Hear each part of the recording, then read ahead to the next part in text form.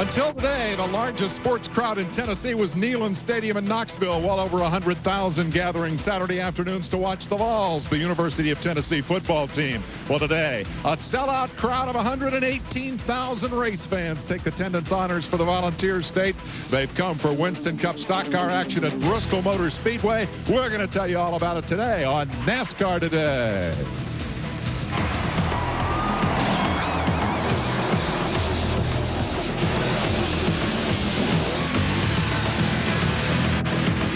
The name of the game is expansion. For years, 88,000 folks have jammed Bristol Motor Speedway. 80,000 more were on the waiting list for tickets. Hello, everyone. I'm Dave Despain, NASCAR Today, live here at Bristol Motor Speedway, and it must be a terrific show. We are setting the table for the Food City 500. How do we know it's exciting? Well, they've built 30,000 seats here since the last time we came, and they're going to expand by 30,000 more before the next race in August. We are racing today at a construction site. The last of those new seats bolted into place on Friday. They're a testament to the popularity of Winston Cup racing. Obviously, what happens on this high bank concrete half mile is pretty exciting, and you NASCAR Today fans are ready for the NASCAR Today team, and they're here to tell you what all the fuss is about, guys.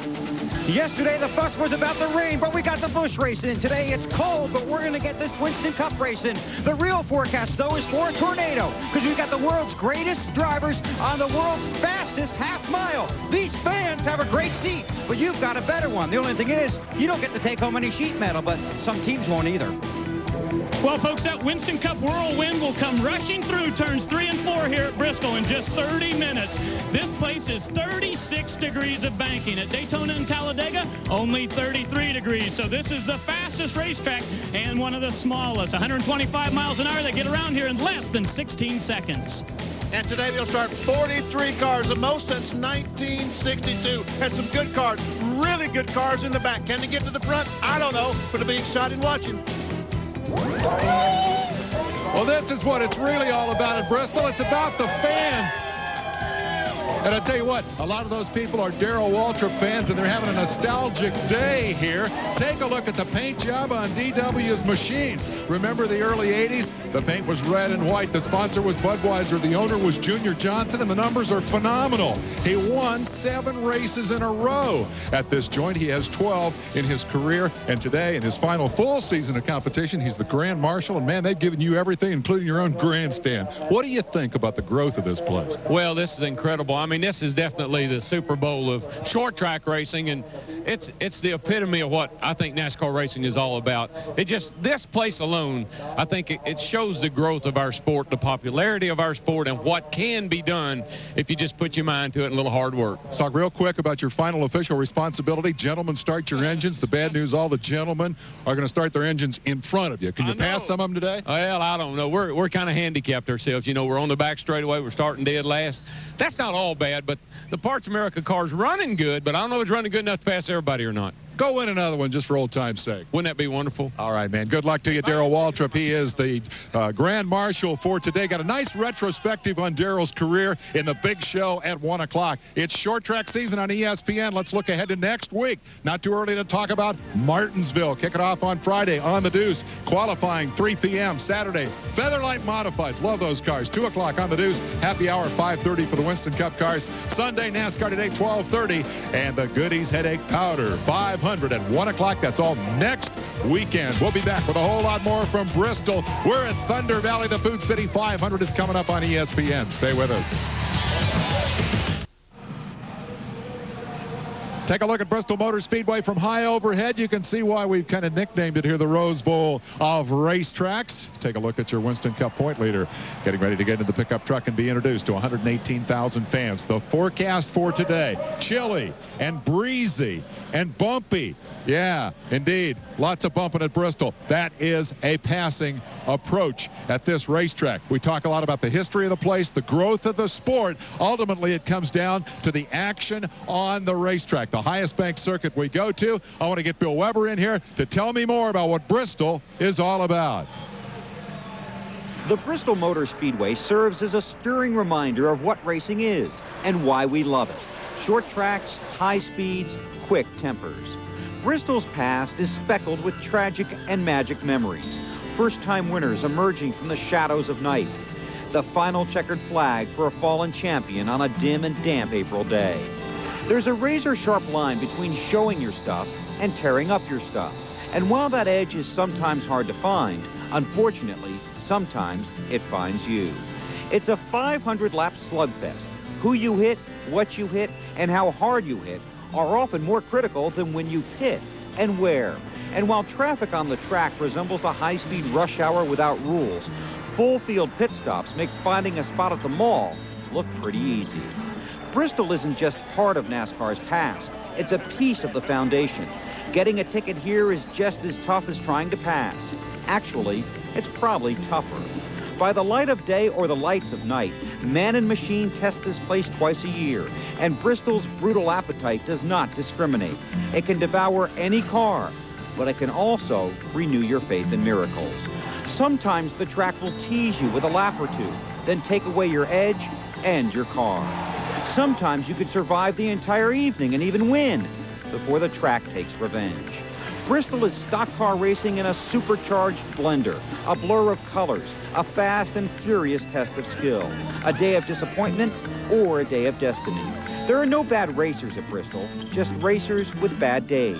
But when the 500 laps are finally finished, the miles and smiles make memories for a lifetime. And Rusty Wallace has a lot of miles, and he has a lot of smiles from this track. How about today? You're on the pole for the first time since June of '94. Yeah, it's been a long time. There's no doubt about that. I feel good about it, though. We ran good in practice last night, and let's face it, Bristol's one of my favorite tracks. A lot of guys are concerned about how fast you are and how good you are, Rusty. You can lap a lot of guys here in a hurry, then it's time for traffic. I hope I lap the hell out of him. Well, Rusty Wallace starts on the pole. The last time he had the #1 pit position at this track was 1993, Dave.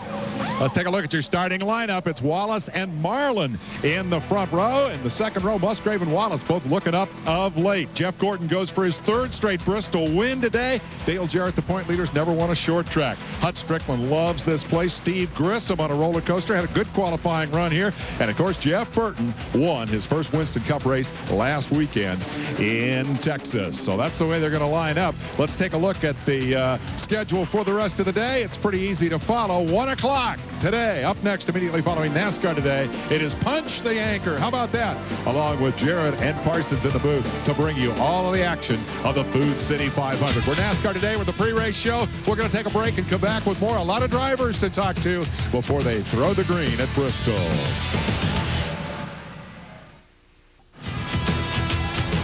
I hope they filled the Pennzoil copter can, because it's going to be over Bristol all afternoon as ESPN brings you the pre-race NASCAR today and the race starting at 1 o'clock. The drivers are out being introduced to the crowd from the back of their pickup trucks. Let's take a look at the rest of the...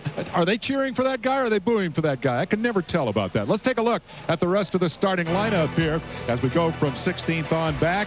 Terry Labonte had all kinds of mechanical problems. We'll try to talk to him before the day is out about that. Dick Trickle, 50-something, alongside the rookie Robbie Gordon. Mark Martin, power steering, electrical difficulties, broke a string of 4 straight poles here. Further back in the field, Ed Barrier's been making a lot of these shows lately. Bobby Hamilton is a lot better than 34th, I think, in terms of his car. So too Ernie Irvin, who got real sideways in his qualifying lap. There's the rest of your provisional group there rounding out. Take a look at this racetrack, and you know, wherever you start in the field, the challenge at Bristol is to be able to finish the race. I want to bring in Benny Parsons and talk about the strategy for the upcoming Battle of Bristol. And that's what driving 500 laps at Bristol is. It's a battle. And early in the race, don't take any chances. There's nothing to be gained by trying to take a chance. As Terry Labonte wisely moves over, let Rusty Wallace go on. At this stage of the race, you're trying to feel out the competition, feel out your car and the racetrack. And you'll do that for the first 50 laps still. Try to feel everything out. We see Jeff Burton. He didn't take a chance and drive in beside the 88.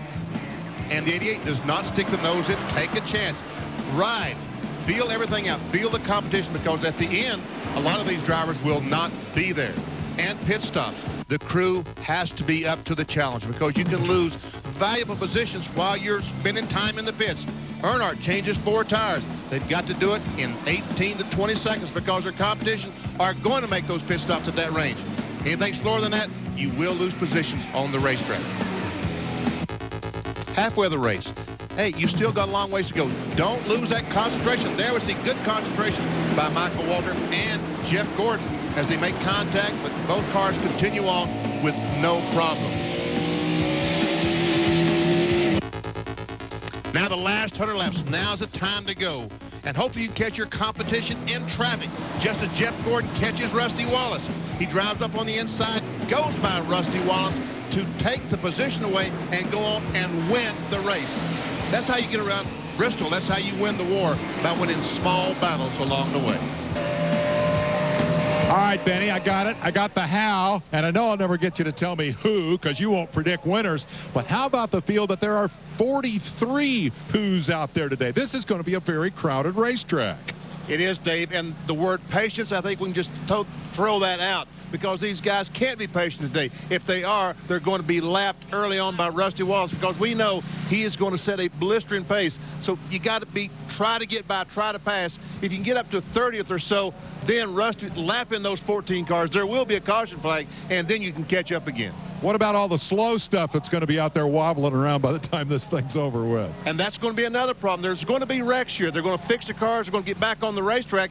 And at the end of the race, starting at 43 cars, there might be 10, 15 wrecks right around on the bottom of the racetrack that the race leaders have to go by. That will be a problem. All right, let's hear from some more drivers. They're a little hard to catch up with. Some of them still out there in the pickup trucks. Ray Dunlap, who have you found out there?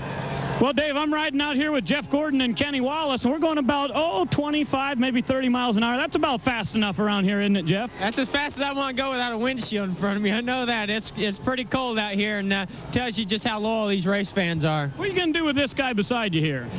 We've been negotiating over here, so he's been pretty good to me, and we're old pals, so we'll see what happens, just all depends on what kind of start we get. I'll tell you, Kenny, we really thought we were going to have an all-Wallace front row for a while. Great qualifying for you in the Square D team. Well, this has been a good track for our whole team. We've turned up the wick pretty much here the last 3 weeks. We're trying to run better, and Bristol's a racetrack where you got to be aggressive, but it's got to be a calculated aggressiveness. You can get turned around in a hurry. So talked to my buddy Jeff here. I told him I needed to get down, so I don't know what's going to happen, but we're all going to be going hard at the start, try to get in line and get racing. Well, there's a couple of drivers with the last name beginning with an M hanging on with Bill Weber. And we're in Tennessee, and that means a lot of Sterling Marlin fans. You're tired. You're worn out from waving. I tell you, it's a lot of people here, and just a lot of fans. I'm from Tennessee, and the shop's just right up the road, about 20 miles, and a lot of them come out to support us, and we really appreciate it. Great qualifying run. Yeah, we did. We had it hooked up good and changed some stuff this morning. It wasn't real good in practice. It was pretty decent on speed, but didn't drive good, and I think everybody's kind of in the same boat. Hopefully we hit it right. Okay, well, Ted Musgrave is in the same truck. You had a great qualifying run, but how was your car in final practice? Pretty decent. The Bristol Motor Speedway, it never really changes with a concrete surface, from what you have to, in the beginning of the day to the end of the day. So we're running pretty good. I'll tell you, Sterling and I were just commenting about a few things about, how much stuff Bristol's changed here, and, as many fans we got in the sky boxes and everything. But I tell you what, the best comment I heard all day was from Sterling Marlin's mouth about the first truck to go around the racetrack. Had Morgan Shepherd, and Darrell Waltrip, and Dave Marcus in it, and we were going to call that the Senior Citizens Tour there. That's not nice. Hey, Sterling, come here for one quick second. You two guys, show me what's going to be like out. Show me what's going to be like out there on the track today. What's going to be like? Oh. Okay, back to you. I got these guys up here talking to all the people at the front of the field. I'm curious whether Ernie Irvin has intentions of getting up there and joining the fun today. What are you doing back here anyway? Well, we just had a bad qualifying run. We had run good in practice, and this Texaco Haviland Ford has been running good the whole time. We just made a mistake qualifying. Pretty good memories of this place, and maybe a chance to repeat some of those today? Yeah, I mean, it sure is. I think when I won, I qualified second or third, so made it a lot easier. But I've won here before and I run second here before to Rusty. So it was some great days, but hopefully we'll have another one today. All right, that's Ernie Irvin, won his first Cup race here. We race roundy round all afternoon here on ESPN, and then on the Deuce, we race in straight lines. Starting 5 o'clock Eastern time, you'll catch the 17th annual Fram National Drag Races, 300-mile-an-hour plus, 4 seconds and change. That's good stuff. We'll be back with more Winston Cup excitement from Bristol. It is the Food City 500. The drivers are out of the pickup trucks, and we're going to nail them like fish in a barrel. Stay with us. We'll be back.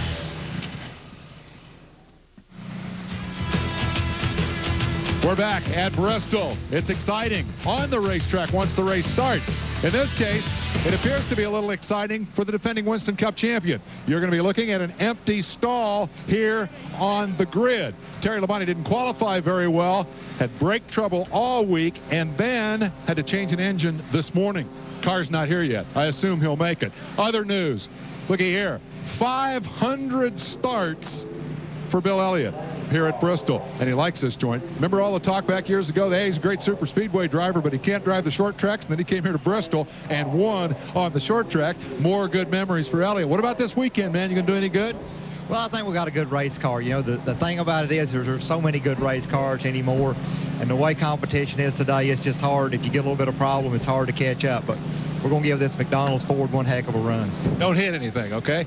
That's Bill Elliott. He knows that's one of the keys here. Let's talk about the technical aspects of this sport. We mentioned Labonte and all the trouble that he's had. There are some things you can do before the race to try to be prepared. We sent Dunlap to get to the bottom of that story.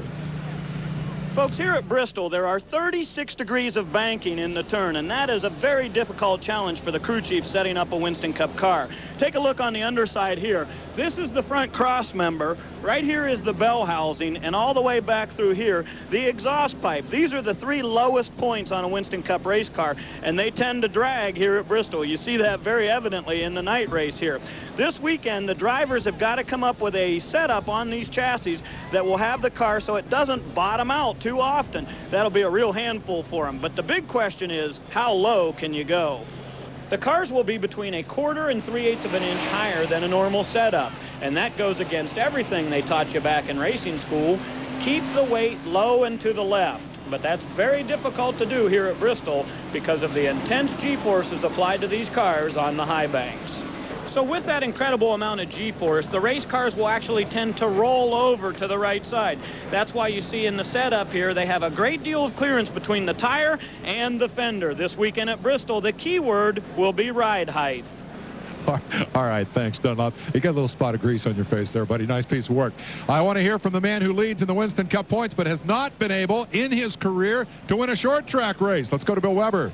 Well, I wasn't going to bring that up, but since you did, Dave, I'll lean in here and I'll ask Dale Jarrett about it. Dave Despain's talking about that thing about Dale Jarrett's never won on a short track. I didn't want to bring it up, but he made me do it. I'm sure.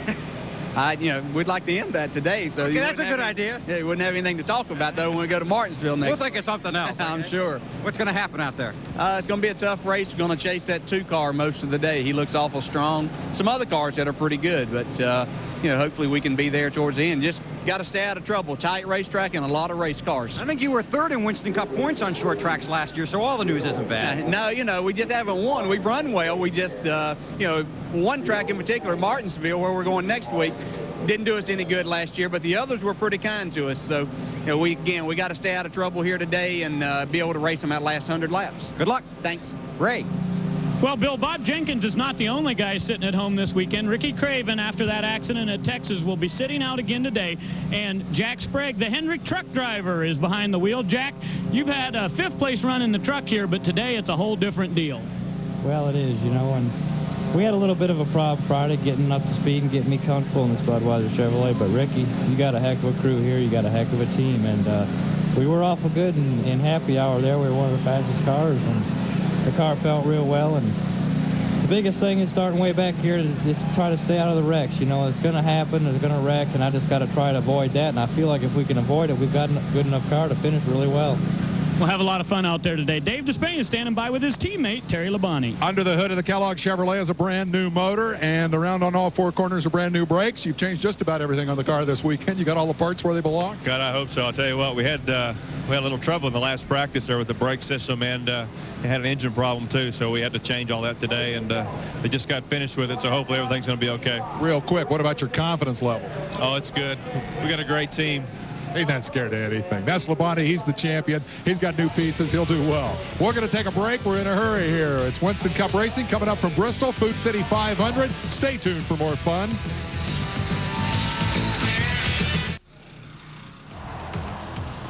We are talking a serious level of anticipation as we get closer and closer to the handoff here from NASCAR Today over to the first team. Jerry Punch and crew up in the booth getting ready to call all of the action. I'll add my get well to Bob Jenkins. We miss you, buddy. On Thunder, too, although we'll try to hold up your end until you get back in the saddle. The race is coming up at 1 o'clock, and when they drop the flag, the key thing is going to be to get that car all the way to the finish line. Keep it out of trouble. 118,000 people are on their feet anticipating Lee Greenwood and our national anthem. Straight from his beautiful new theater at the River Bluff Landing in Sevierville, Tennessee, please make welcome Grammy Award winner Lee Greenwood for the singing of our national anthem. Lee.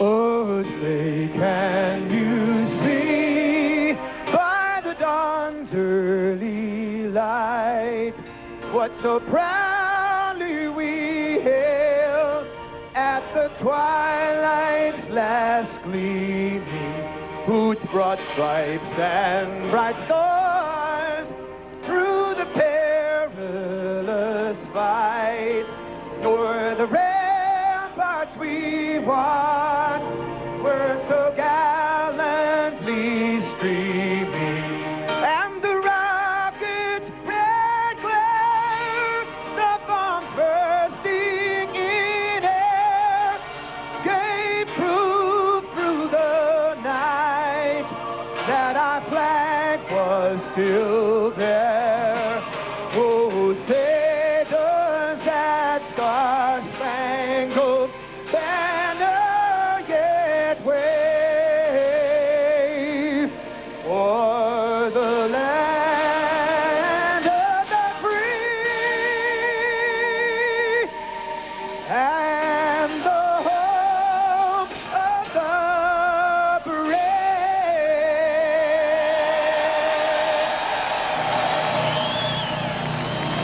Wow, the crowd is huge. The crowd is enthusiastic, and the crowd, most importantly, is ready to get this baby going. Very soon, it'll be Darrell Waltrip giving the command to start the engines. It's time for us to get a quick final thought, perhaps from our reporters who have brought you NASCAR Today. Guys, what do you think's going to happen out there in the next 3 hours or so?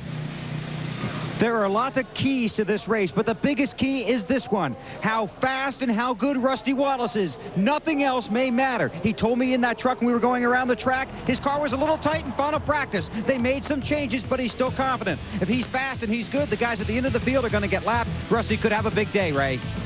Well, I'll tell you, Bill, Kyle Petty's charity ride finished up right here in Bristol, Tennessee. They were on these beautiful Harley-Davidsons. It's going to be a different kind of a ride today here at Bristol. Can those guys in the rear get to the front without being lapped by Rusty Wallace? That's the key. I'm looking forward to it. Well, that's it, ladies and gentlemen. NASCAR Today is history. Time to buckle in for the Food City 500. It's coming up next here on the big show, and I guarantee you it is going to be exciting. The drivers are buckling in. This is the moment when you strap down the belt and hope for the best, because ultimately luck probably has more to do with Bristol than anything else. That wraps it up. On behalf of our guys, we say thanks for being here. I'm Dave Despain. Time now for the race show.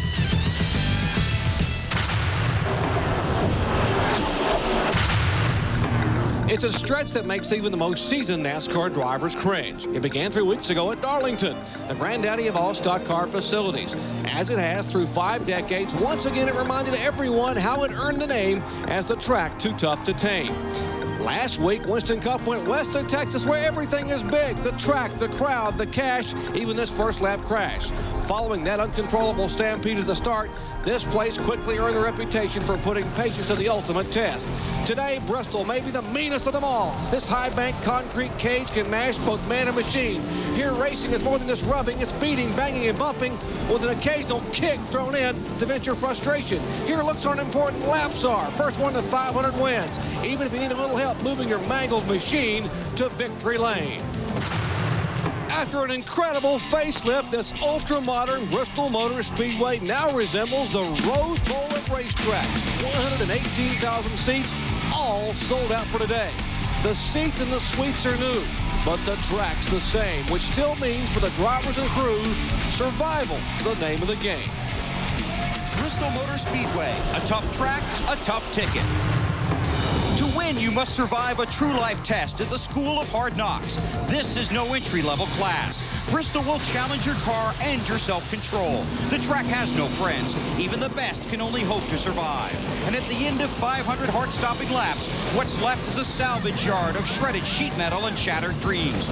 Welcome back to Bristol, a day of nightmares. School is in session. First stop, shop class. Last stop for one lucky student, Victory Lane.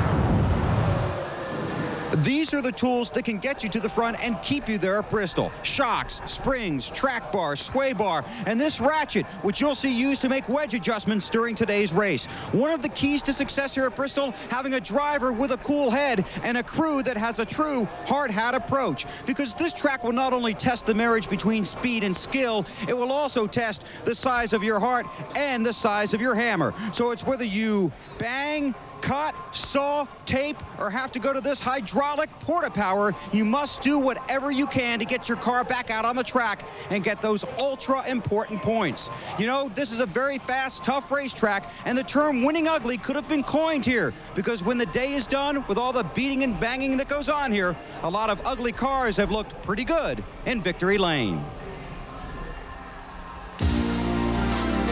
ESPN, the worldwide leader in motorsports, presents Speed World. Today live from Thunder Valley, Bristol Motor Speedway, it's the NASCAR Winston Cup Series Food City 500. After 6 events, Dale Jarrett holds a 95-point lead over Terry Labonte. His younger brother Bobby, 41 points back. And after that 6th place finish in Texas, yes, Dale Earnhardt has found the top 10. But where were they a year ago? Well, Dale Jarrett was the point leader, but take a look. Last year, Jeff Bodine was way back in 34th spot, and yes, Dale Earnhardt was 2nd in the point standings. Well, earlier in the week, in fact, Friday morning, Rusty Wallace pushed his Ford to the edge and then beyond. This lap let him know how far he could go in qualifying, which was all the way to the front row. Exactly where Rusty Wallace starts today at the point of this field in the Food City 500. Rusty Wallace on the pole for the first time since June of '94. He's standing tall at this short track. He's been the man since we got here. Rusty, you're on the pole. You've been fast, but you told me a few minutes ago your car was tight in final practice. Yeah, I think a lot of cars are real tight. The new fender rules where you got to have the fenders a little farther in from last year, and Goodyear's brought us a new tire with a lot softer sidewall. All that's made the cars real tight, made the setups dramatically different, but I think most of the guys pretty well adjusted for them. I know my car feels good. Rusty Wallace is very confident. You saw that he spun here in practice, but when he won at Richmond, he spun early in that race. Rusty Wallace would like to duplicate the spin and win. Hello, everyone. I'm Jerry Punch, and I'm subbing for Bob Jenkins this week, who underwent successful back surgery 3 weeks ago. The good news is Bob's recovering nicely at home, and we'll be back next week in Martinsville. Bob, we miss you. You know, today's race marks the 37th time the Winston Cup cars have run here in the spring. There have been a lot of changes since 1961, but one driver has managed to be able to overcome those changes and go to victory lane more than anyone else. You know him as DW. Throughout his 25 years in the sport, Darrell Waltrip has tamed the NASCAR short tracks like no one else. They used to call him Jaws, and he had no problem chomping up the competition here on the high banks of Bristol. While the colors changed, the drive remained the same. Dominance to the tune of 7 straight wins in Thunder Valley during the early 80s. As the 80s marched toward the explosive decade of the 90s, old DW marched right along. 47 career victories on the short track, 17 of those from the pole position. And fittingly, his last short track victory came here, underneath the bright August lights. It'll be like a turnstile. To celebrate Darrell's quarter century in this sport, they're pulling out some paint jobs from the past. This one is the one he had with Junior Johnson and won the last race in that 7 in a row back in 1984. Darrell, the king of Bristol, 44 races, 26 top 10s, only 3 DNFs. And Darrell Waltrip sitting back here. Darrell, you're the king here, but you got a long way to go to the front. Can you make it? Well, it's sometimes you have to lead from the back, and that's what we're going to do today. You know, we're going to start this thing off here, and I just don't want to panic. I want to keep all the fenders intact. If I get lapped early, I'm not going to worry about it. I just have to deal with it later on in the day. 500 laps, a long race. Parts America car's running good enough to win this thing, but we got a big hole to dig out of. Darrell Waltrip starting from the back. He's also going to give us the command to get this race underway, so let's get everybody in here. The only driver of the West Coast Chevrolet is celebrating his 25th anniversary here this year in NASCAR Winston Cup Series Racing, Darrell Waltrip. Gentlemen, start your engines!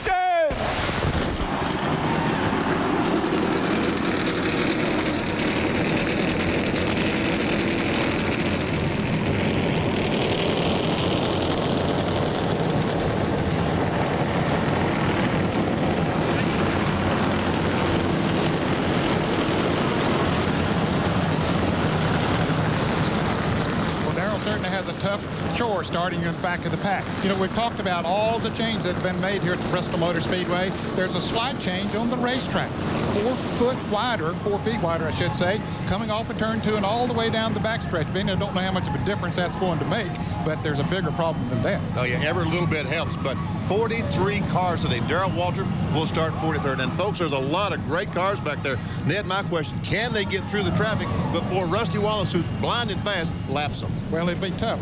This traditionally is a one-groove racetrack, especially in the first half of the race. They run right down on the bottom of the racetrack. Tough to pass on this racetrack, but that helps to make it very exciting and all of that bumping and grinding that we usually see. Back here on the backstretch, there's not much going on right now because the cars have not rolled off yet, but that won't happen for very long. There'll be a lot of action back here on the backstretch. And you know what? There's a lot of drivers that'll be pitting back here on the backstretch that are very, very good drivers. We've heard all the statistics about Darrell Waltrip. 12 wins right here at Bristol. He's starting way in the back, 43rd with a past champions provisional. Another couple of guys to look at. Look at this. Car number 3 back here. Dale Earnhardt, 8 wins here at Bristol. He's on the backstretch, and so is Mark Martin. Mark Martin, a former winner here at the track. So a lot of cars back here. Look right here. Here's the STP Pontiac. Bobby Hamilton, he's a great short track driver. So we'll see some guys with a big disadvantage today pitting on the backstretch. Ray, you talked about the largest field in the modern era of NASCAR Winston Cup racing. Let's take a look at how they're comprised today. 20 Fords, 15 Chevrolets, 8 Pontiacs. 10 points separate them in the manufacturers' championships. Chevrolet back of Ford by 10 and Pontiac back of Chevrolet by 10. Those that missed the field, there were 47 cars here. 43 will start. Bobby Helen, Billy Standridge, Mike Wallace, and Greg Sachs had to go home. They didn't get a second chance to qualify because rain washed out qualifying on Saturday. So out of the lineup, well, let's take a look here at the starting lineup for today's Food City 500. Front row, his 18th career pole in first is June of 1994. Rusty Wallace. Sterling Marlin beside him trying to capitalize on an 8th place finish at Texas. Row 2, Ted Musgrave. Kenny rebound from finishing 35th out in Fort Worth. Kenny Wallace, his best starting spot this year in Winston Cup. Back in row 3, both these guys have won twice in 1997. Jeff Gordon's won 2 in a row here. Jarrett looking for that first short track win. Back in row 4, Hut Strickland, his 3rd top 10 start of the 1997 season, and Jeff Bodine climbing up in those Winston Cup points. Back in row 5, Steve Grissom finished 10th at Texas, likes this racetrack, and Jimmy Spencer, Mr. Excitement. Boy, what Bristol could do with him. In row 6, Jeff Burton, the winner last week in Texas, alongside Brett Bodine. Row 7 this afternoon. On the inside, Bobby Labonte. And on the outside, Kyle Petty, probably the fastest Pontiac here. Row 8, Robert Presley and Kenny Schrader. As the cars roll up, we'll look at row 9, Terry Labonte, with the defending champion, and Bill Elliott. And in row 10, Dick Trickle and Robbie Gordon. And in row number 11, we see Chad Little and Ricky Rudd. Of course, they're pitting on the backstretch. All of these cars from here on back. Row 12, we find Mark Martin and Joe Nemechek. Row 13 is Rick Mast and John Andretti. Row 14 is David Green and Mike Skinner. And in row 15, we have Dale Earnhardt and Ed Berry. Back in row 16, Lake Speed and the Harry Milligan Ford. Jeremy Mayfield drives for the Cranifus Haas team. Row 17 inside will be Johnny Benson's Pennzoil Pontiac. It's an all Pontiac. Row 17, Bobby Hamilton. Watch him to come in a hurry. Back in row 18, Ward Burton, another Pontiac. MB&A the sponsor, and the Skittles Pontiac Grand Prix of Derek Cope. Row 19, Gary Bradbury on the inside, and Ernie Irvin's worst starting spot of the year outside of row 19. Row 20, Michael Waltrip, Sitco Ford, alongside with provisional starting spot Jack Sprague subbing for the injured Ricky Craven. And the last row, or next to the last row, I should say, Morgan Shepard and Dave Marcus. And starting 43rd, DW, Darrell Waltrip. Well, talking about a tough racetrack, take a look at the caution laps. First 4 events of the year, there were only 133 cautions. The last 2 races at Darlington and Texas, there were 133 caution laps just in those 2 events alone. So, folks, we're in for a barn burner. Here is Jack Sprague's in-car camera. Sprague, the 32-year-old driver, subbing for the injured Ricky Craven. He starts back of the pack. Now look underneath the 21 Sitco car of Michael Waltrip. That is the drive shaft. Benny and Ned will tell you all about what that does and what the other parts are going to do. We rotate that cam around during the day. How about Mike Skinner, the Lowe's Chevrolet. Second Richard Childress owned car. Skinner starts in 28th spot. Mark Martin will be starting in the rear. We're right alongside Mark Martin. He will be pitting in the back pits. We'll see what kind of disadvantage that is during the day. This is on board Robbie Gordon's Coors Light Chevrolet, starting right behind Bill Elliott. And there is Rusty Wallace, our pole sitter. He has only the pace car to see in front of him, and the pace car will be leaving in just a moment. So we'll have clean racetrack in front of him. Preparing for the start, winding back and forth, trying to get some heat in these tires. It's extremely cold, but some milestones being set today. Bill Elliott's 500th career start, Jeff Lorine 450, and Rusty Wallace on the pole, his 400th career start dating back to Atlanta back in 1980. Taking a couple extra laps, or at least an extra lap here, Jerry, because it's so cold here today. It's colder than anyone thought it might be. It's overcast here at Bristol. I don't think there's any threat of rain, but it is overcast and cold, so they give them plenty of time to heat the oil up in these engines and also in the rear gearing. And what a crowd. Ladies and gentlemen, you're watching history being made today. The largest sports event crowd, a live event in Tennessee history, 118,000.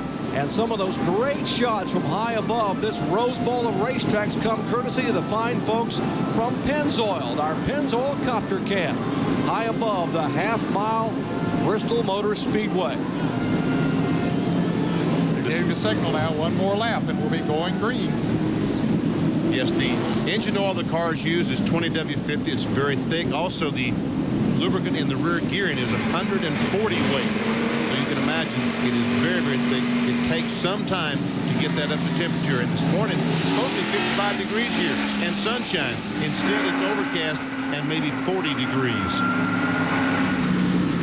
500 laps on a half-mile racetrack. $1.37 million up for grabs. Ford and Chevrolet on the front row. Rusty and Sterling side by side as the safety car begins to pull away.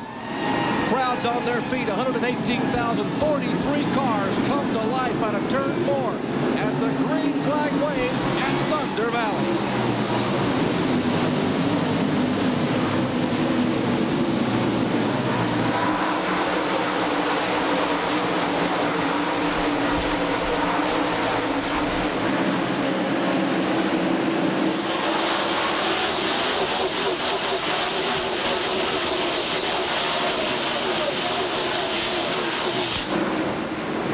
Complete, and Rusty Wallace just that quickly pulls to about a 6-car length advantage over Sterling Marlin. There's the difference looking out the back of Rusty's Miller Lite Ford. And in the back of the pack, Martin stuck in heavy traffic.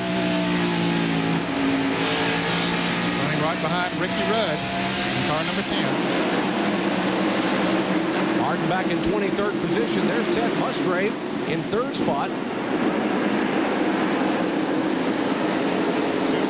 Cars on the outside. Ernie Irvin is one of them way back in the pack. And the 40 car of Roger Gordon, now he got back in line. Mike Skinner is on the outside. There's Skinner in car number 31, running up on the outside.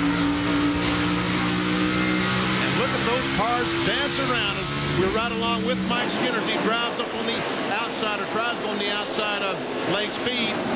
Meanwhile, that's the 37 car, Jeremy Mayfield, behind him, and finally Skinner gets away to get in, but Ernie's still hung on the outside as Ed Berrien in a 95 goes by. Here comes Benson. I think Ernie was trying to make a pass there on the outside, but just couldn't quite do it. He saw the back end of his car break loose as he came off the turn. Michael Waltrip, car number 21. He's being shown in 37th position. Folks, it is that tough to pass here at Bristol. One groove racetrack and maybe a groove and a half at best. There's the 43 car that was so good in happy hour yesterday. Bobby Hamilton's Pontiac took off like a rocket in that final 60 minutes. Yes, very, very good car. We see it move up on the inside. Take a look on the inside of Mike Waltrip. Can't quite make it. But Strickland, who started up in 7th position, is caught up on the outside. Well, look at that run that Hamilton gets off the corner. Once again, can't quite make it. And this time, Michael slips up a little bit. Hamilton takes a look, still cannot take that position away. Meanwhile, back up front, Sterling Marlin says, hey, Rusty, don't forget the right. Rusty Wallace has pulled away a full straightaway in just 9 laps. That's how good Rusty Wallace's Miller Lite Ford is. And you heard some of the drivers in our NASCAR Today show back. Dale Jarrett, one of them said, hey, it's however fast Rusty wants to run, what the pace is going to be today. They knew that Rusty would be tough.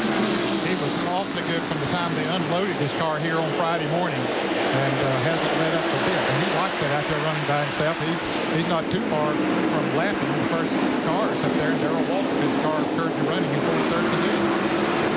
On Radio Shack Field Summary shows you where your favorite driver is running. In parentheses, it shows you where they started. Dale Jarrett started 6th, is still 6th.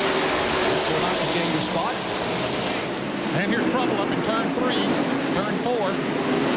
Bobby Hamilton gets tagged from behind trying to slow down. Get the wall, caution out. That's John Andretti. Middle lane's clear. Watch the 98, you'll be all right. The car number 9 involved with Lake Speed. John Andretti still headed in the wrong direction in the RCA Ford. He was one of the 2 cars initially involved. And as you said, Ned, Bobby Hamilton sort of got tagged from behind, just trying to slow down. Here's what happened. Going in the corner, there we see the 98 car goes in the corner. Robbie Gordon gets in the left rear. Around he goes. Earnhardt luckily gets by with Lake Speed, no place to go. Makes contact with the wall and John Andretti at the same time. All right, from the in-car camera of Robbie Gordon, Ned, here's what he saw. He's running right behind Joe Nemechek, and there he runs up, tries to get on the inside of John Andretti, clips his left rear quarter panel and sends him on around. Robbie Gordon continues to go on. Under caution for the first time here at Bristol Motor Speedway today. First of what will probably be many. Rusty Wallace, our leader. We'll be right back.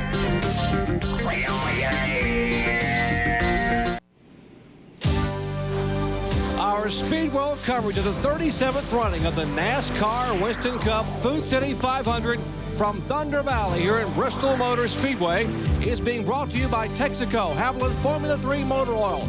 Add more life to your car. Take it to the star. By the more than 1,525 AutoZone stores across America.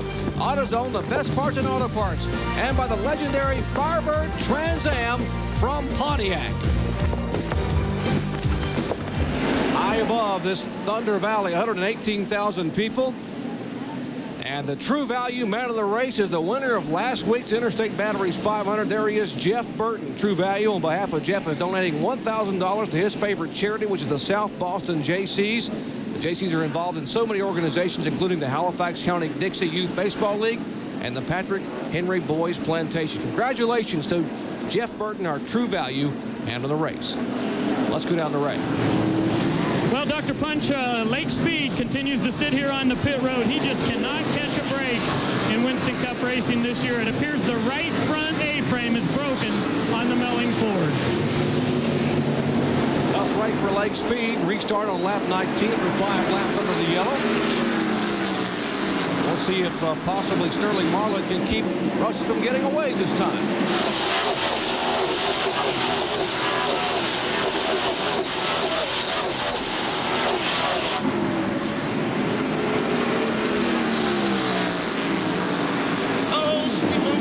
Some contact between the 4 car and the 16. Sterling Marlin trying to keep up up with Rusty Wallace in that pace he's sitting. Gets in the corner a little bit too hard, moved up the racetrack. Musgrave almost took the spot away. There was some contact. Now a change back for the 4th position. Jeff Gordon is gone by Kenny Wallace.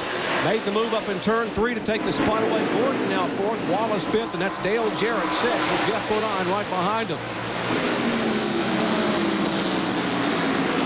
There's Ted Musgrave once again trying to make a move beneath Sterling Marlin. Musgrave knows that Rusty's getting away, but Marlin's doing everything he can to keep that car on the bottom of the racetrack. Again, he cannot make a move. He has been working on Rita since the drop of the green flag, not only this drop of the green flag, but even before when we first started this race. But we just can't get around it. I finally see something that's going to slow Rusty Wallace down. It's traffic, and it's right in front of him. They have caught the tail end of the field. Rusty has. You can see the lead that he has over the 4 car, but there's the traffic. The 98 car of John Andretti will be the first one that's involved in that spin a little bit ago. There's John Andretti right in front of Rusty Wallace's car from the camera looking out the front of him. He closes behind Andretti, and a little bit of smoke out of Andretti's car. That's the Miller Lite in-car camera for Rusty Wallace. Side-by-side battle. Robert Presley zipped to the inside of Hut Strickland, will take the spot away. And while that was going on, Jeff Gordon zipped on the inside of Ted Musgrave and took over 3rd. Racing all around this half-mile facility. It happens in a hurry. Mark Martin makes a move inside the McDonald's store to Bill Elliott. They are side-by-side off turn 2. Chad Little watches all that and says, I want to follow Mark. But Bill Elliott is able to block that move.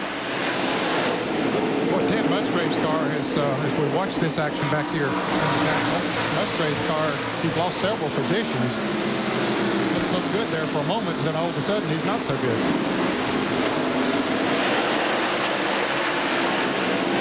Here's the battle for 2nd spot as Jeff Gordon now moves to within a half a car length of Sterling Marlin. There's Rusty Wallace. He's already gone off of turn 4. Here's the 2nd and 3rd place cars, a pair of Chevy Monte Carlos.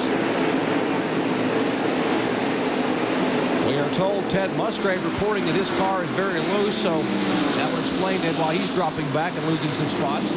Yeah, he's gotten the car back down on the inside after losing back to 5th position. He was fighting for 2nd not too long ago. And one reason for that, yesterday afternoon in that practice, the happy hour practice, all the cars were very, very tight. All the drivers, all the crewmen this morning loosened the cars up, trying to get to the turn. And we just knew that some of them would go too far. Of course, they were taking into consideration the cooler temperatures here today. They figured that'd tighten the track up even more. So yeah, some of them probably went overboard. Take a look at Rusty Wallace's speed with a clear racetrack, 116 miles an hour, almost 7/10 of a mile an hour faster.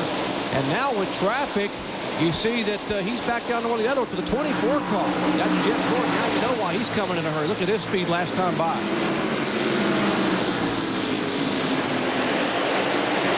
Kyle Petty, the 44 car, right in the middle of the screen. A lot of folks down in the garage here talking about how fast that Pontiac was. And the battle still raging for the 2nd spot.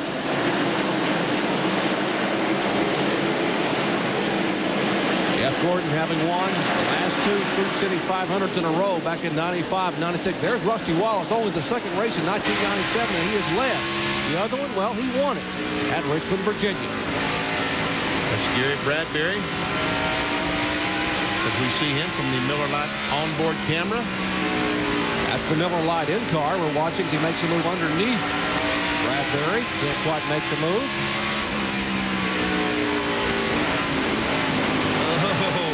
The camera almost had a real shot there as Rusty's trying to get by Bradbury. Obviously, Bradbury would like to stay there. Caution flag comes out. He gets to make up almost a full half mile. Now watch that car dance around there in front of Rusty Wallace's Miller Lite in-car camera, just bobbing and weaving and dancing. And while that's going on, Jerry, the 4 car of Sterling Marlin and 24 Jeff Gordon are catching him. Oh, Bradbury almost spun as he came off the corner. And finally, you see Gordon on the inside of the 4 car at the same time. Rusty Wallace gets by Bradbury. Well, Rusty made a pass. pass. Jeff made a pass, and now we'll see if the 24 car can reel in Rusty's car number 2. Our Radio Shack field summary showing you where your favorite drivers are running. There's the 81 car of Kenny Wallace. It's a fourth-place car.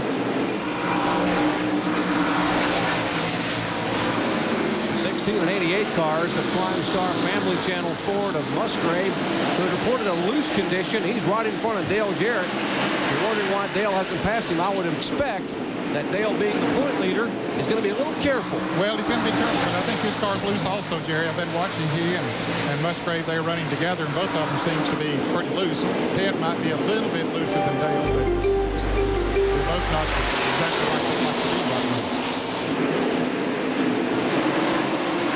Dan Earnhardt making a move, Benny, by the Joe Nemechek car. Puts him in 23rd.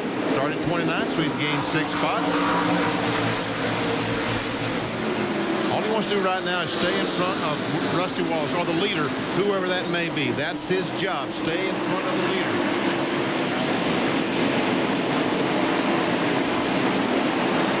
Ricky Rudd, Dick Strickland, Strickland. That's about for 20th, 21st, 22nd. And Mark Martin goes by Spencer. Well, how about the move he has made? He started in 23rd position. Take a look at our serial scoring by MCI on Mark Martin. Back on lap 19, he was up to 21st, but take a look since then. 42 laps, he is 14th from 23rd starting spot. And folks, that's not easy to do on a tight half mile like Bristol, Tennessee. Now let's go back to the leader, and you'll find that Jeff Gordon, while Rusty Wallace is trying to get by the traffic, has closed up. He's right on the back bumper, and Morgan Shepherd in front of Rusty Wallace.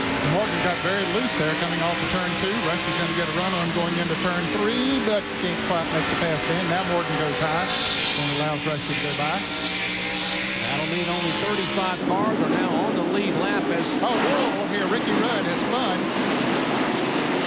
No caution yet. He's down off the racetrack. Let's see. Is he going? He's trying to get moving. Well... sheet metal damage on the left front and left rear of the tied Ford. Caution is out.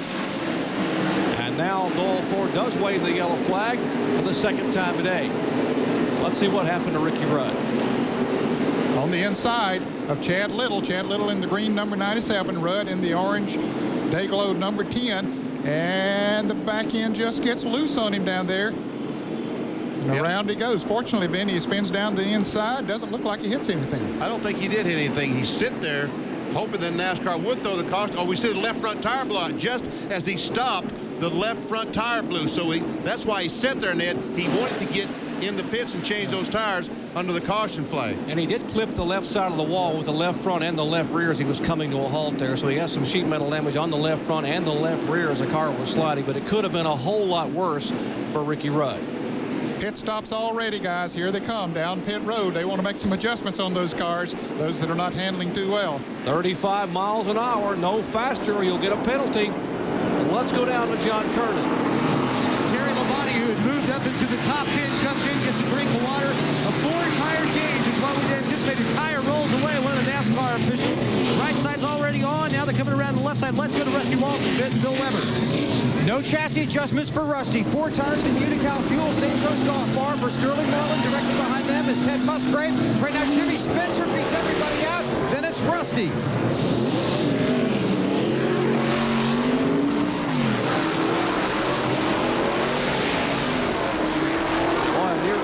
Jeff Gordon and Dale Jarrett trying to lead the pits. It's very, very tight down there, and you want to get out in a hurry. Jeff Gordon had to back up to get out of his pits. Hutch Strickland, or the 81 car of Kenny Wallace, pitted right in front of him. They were having some problems, and Jeff had to back up to get out of his pit, so that cost him some extra time. Well, working caution for the second time today. Now the cars that have been lapped, you see those cars peel off down pit road. They cannot pit the first time by, only the lead lap cars. Under caution at Bristol Motor Speedway. Back with more short track action after this.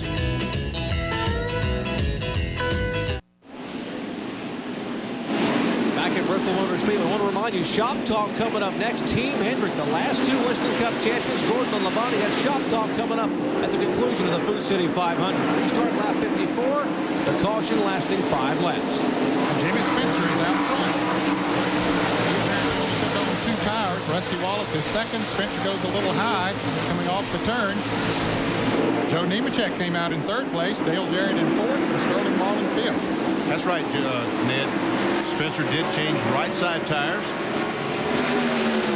And meanwhile, right battle for third spot as Dale Jarrett gets by Nemechek, takes over third. Whoa, trouble out of turn 2. Jack Sprague has spun the Budweiser Chevrolet. And the caution flag is waved. That's the third time today. Caution is out. Sprague just looped it around, got it down out of the groove. No other contact, it appears. The car will come down pit road, but Doyle Ford will wave the yellow flag once again. Sprague once again subbing for Ricky Craven. They change the right side tires. Let's see if we can see what happened to Sprague. He goes in the corner and he gets in too high. As the car goes under him in turn 1, he gets in too high, gets up in the loose stuff, and around he goes. And he lost a lap sitting there as he's trying to get his car going. He lost a lap, and then he went to the pits to change the 4 tires and lost another lap. Let's watch as he goes down the front straightaway.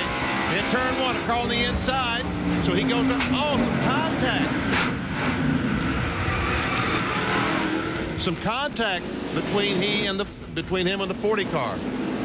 So that's the reason he went around, and there is Sprague sitting inside the car, the Budweiser in-car camera, as he is being held on pit road. And meanwhile, let's check in the pits and find out about Ricky Rudd with Ray Dunlap, right? Well, guys, this last caution for Jack Sprague is really kind of a benefit for Ricky Rudd. Even though he's behind the wall here, they've lost 3 or 4 laps already. The big problem is they're not able to put any fuel in the race car. You see they're working back there on the fuel filler. They're worried that if they were to go back out, they might run out of gas. So they've got to correct that problem before they go out. And the report is that the 42 car, the Bell South Chevy of Joe Nemechek, may have a right rear tire going down. We'll check on that.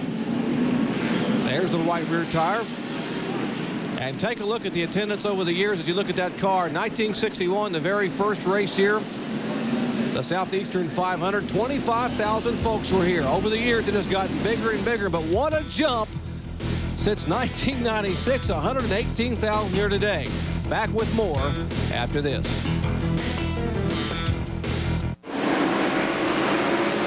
Back to green flag racing action, Bristol, Tennessee. Glad to have you with us. Rusty Wallace trying to put a move on our leader, Jimmy Spencer, but it doesn't pay off. First time Spencer has led in Winston Cup here in 1997. He takes a look from our onboard camera along in Rusty Wallace's front bumper. Took a look, could not quite do it. Yellow light in car trying to sneak up on that Camel. And folks, here we go. There we go, Rusty Wallace alongside Spencer. And down that inside, couldn't get the traction he needed. Then you off of turn 2. Now Spencer goes high again. Apparently those 2 tires that he took on is not letting him keep the car down on the inside. That's Jimmy Spencer we're talking about. Just changed 2 tires during the caution, and his car drifting up a little bit. And take a look behind Rusty Wallace. He's got a mirror full of Dale Jarrett's car, number 88. It's somewhere about, oh, there he is. This is the camera underneath the 2 car, the Miller Lite Ford. There's 3 cars, nose to tail. Rusty looks to the inside, but Spencer doing a well of a job with 2 tires, and now he slips up as an opening, but Rusty can't quite take advantage. I think that's Spencer's groove. I don't think he's slipping up there. I think he's letting the car go up there. Could be. He likes to sort of diamond the corners. We've seen him run here in the past and has always run well on this racetrack. And could be. He gets a good run coming off the turn during the car, right? Back in his modified days, he earned the nickname Mr. Excitement. Trouble over got some here. excitement in 3. Exactly. Gary Bradbury spins the car number 19. Some heavy damage to that automobile. Bobby Hamilton's going to try to get his lap back. He hasn't taken the caution. Here they come, back to the flag. Jimmy Spencer's going to try to keep him lap down, and he'll do it. Boy, tough break for Bobby Hamilton, who had a great race car yesterday and lost a lap on that first caution when he got tagged from behind. 4th caution flag today here on lap 70. We've had 4 flags. We're not even to 100 laps yet. That's how exciting. That's how quickly it happens here on the high bench in Bristol. Take a look. You see him coming off the corner. That's Kenny Wallace, the 18. Some contact in the left rear. Around goes Bradbury. He's going to come down. He nails the gas, trying to keep off the wall, but you can see he did not succeed. And it's knocked the right rear quarter panel in on the right rear tire. At least it didn't destroy the deck lid. Now behind that, look what happened to Mark Martin.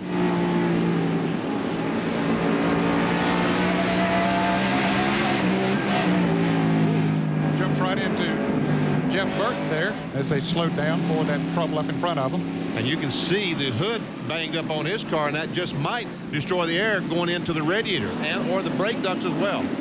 Bradbury's in, and let's check in with Ray Dunlap. Well, Doc, they're working on the right rear of the race car, but it doesn't seem to be in a very big hurry. I think they may end up taking this car back behind the wall. The crew is, they're looking it over, but it's not nearly as thrashed like we would think. Yeah, they're going to go behind the wall. Well, he hit a ton back there coming right across into the wall. And there is Mark Martin's front end, what's left of the front end of the Valvoline Ford Thunderbird. Under caution for the 4th time today in front of a full house at Bristol.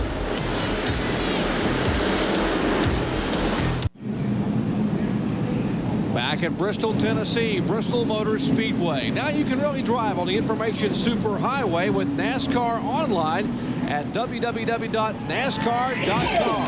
NASCAR Online provides fans with the most recent and complete information about NASCAR. Features including information on all 12 of NASCAR's racing divisions. That's NASCAR Online, www.nascar.com. Okay, the signal now being given. One more lap. We'll be back to green flag racing. Jimmy Spencer still leads. And Hamilton's going to try this one more time. Did not get an exceptionally good start the last time on the restart. Fell back to well behind Rusty Wallace, and then the 88 car was able to get by. Martin, we saw him bang up the front of that car. Ray Dunlap, what kind of damage does he have? Well, Benny, down here in the pits, they're saying it's not going to be a problem. Evidently, he made some contact with one of the Burton brothers out there when Gary Bradbury spun down the back straightaway. But they say it's not going to affect the cooling of the race car. And we might mention the car number 40, the Coors Light car, Robbie Gordon, will go to the end of the longest line, or he'll be actually was speeding on pit road, had to come in and go back. He's been back on pit road since then, pulls back in line on the inside where the cars a lap down are. Green flag waves again. Jimmy Spencer, Mr. Excitement, pulls away on lap 76 after 6 laps of caution for the 4th time today. And some contact that time between Hamilton and Rusty Wallace down in the corner.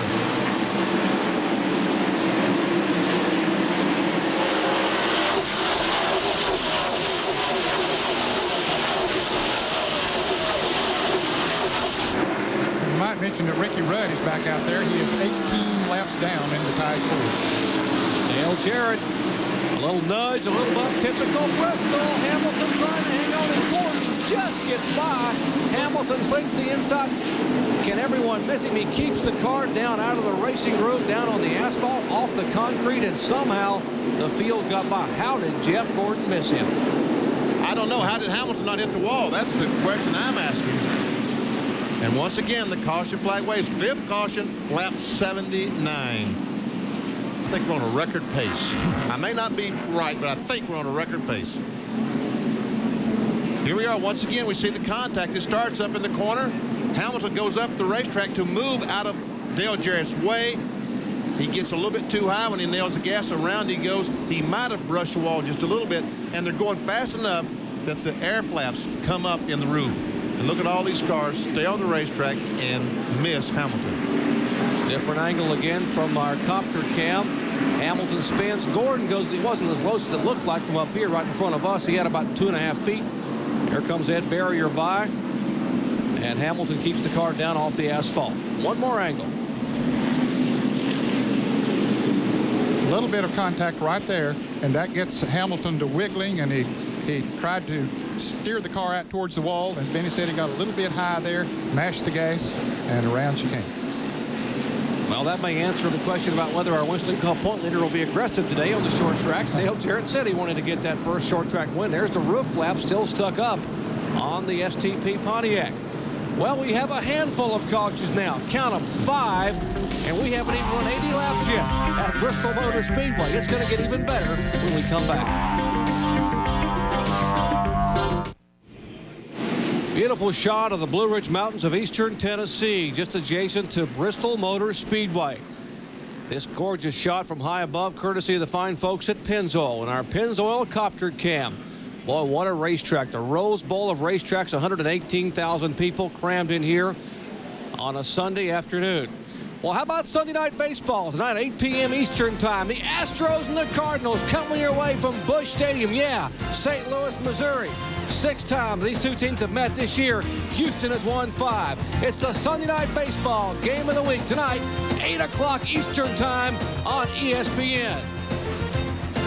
We're about to go green here, but the 99 cars that came around to get the one-lap segment go just dived off onto pit road. Here comes the field. He's going to stay in the lead lap. It looked like he didn't have brakes when he came in. Let's go to the pits and John Kearney. Well, the car basically just died. He rolled, coasted in on pit road. They put the hood up, and I haven't had a chance to check exactly what happened, but they've got the car refired. I'll try and find out exactly what they had to do to fix it and get back with you. Boy, he's almost a lap down. Jimmy Spencer is coming right up on his bumper as they go into turn 1 here. He'll have to fight hard to stay in the lead lap. Last week's winner. And also our winner yesterday in the Busch Series race here at Bristol, Tennessee. The word is from John Kernan it may have been the ignition box. And about to lead, Rusty Wallace goes by, takes it over from Jimmy Spencer. And that'll certainly cut down the chances of Jeff Burton staying in the lead lap. Let's check in with Bill Weber. Well, Rusty Wallace obviously faster than Jimmy Spencer, and they talked it over. And I think basically that wasn't a matter of whether or not Rusty was going by. They said, I am going by, Jimmy, so you better move over. Spencer let him get by cleanly, then dove back in behind him. But now the 88 coming, and he's got 4 fresher tires than Jimmy has too, so look out. Now the 99 off the lead lap. Just that quickly, Rusty Wallace dives beneath Jeff Burton, puts him a lap down, and now Jimmy Spencer will go to work on last week's winner. And boy, while they battle there, Rusty's able to open up a little bit of a lead once again. Jeff Gordon pulling right to the inside of Dale Jarrett. That is a battle for position. That would be 3rd spot. Jarrett is 3rd. Gordon is 4th. Joe Nemechek back in 5th position. Great run for Nemechek.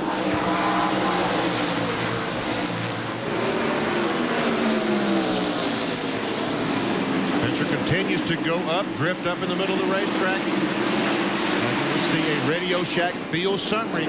Spencer goes up the racetrack. Jarrett tries to turn under him, but as he accelerates off the corner, not able to get alongside Jimmy Spencer. He might have him this time, though. It's hard to get traction when you have to cut that corner so short coming off the turns. Now Spencer goes high again. Jarrett still can't get that traction they need. Spencer gets that run coming off the turn. I think that's a move that we'll see used a lot later on in this race. And once again, Spencer running that top groove. Wow, he really went high that time. Yeah, way too high, yes. High enough for Dale Jarrett and Jeff Gordon. Well, that'll cost him a couple of spots. And one of the cars was running up front early. The car number 16, Ted Musgrave, has now slid back. He is behind his teammate, Mark Martin. Here they are, the 6 and the 16. But Mark in the 15th spot, Musgrave in 16th. As Earnhardt tries to catch up to Kenny Wallace, they go by John Andretti. See Andretti missing part of his left front fender.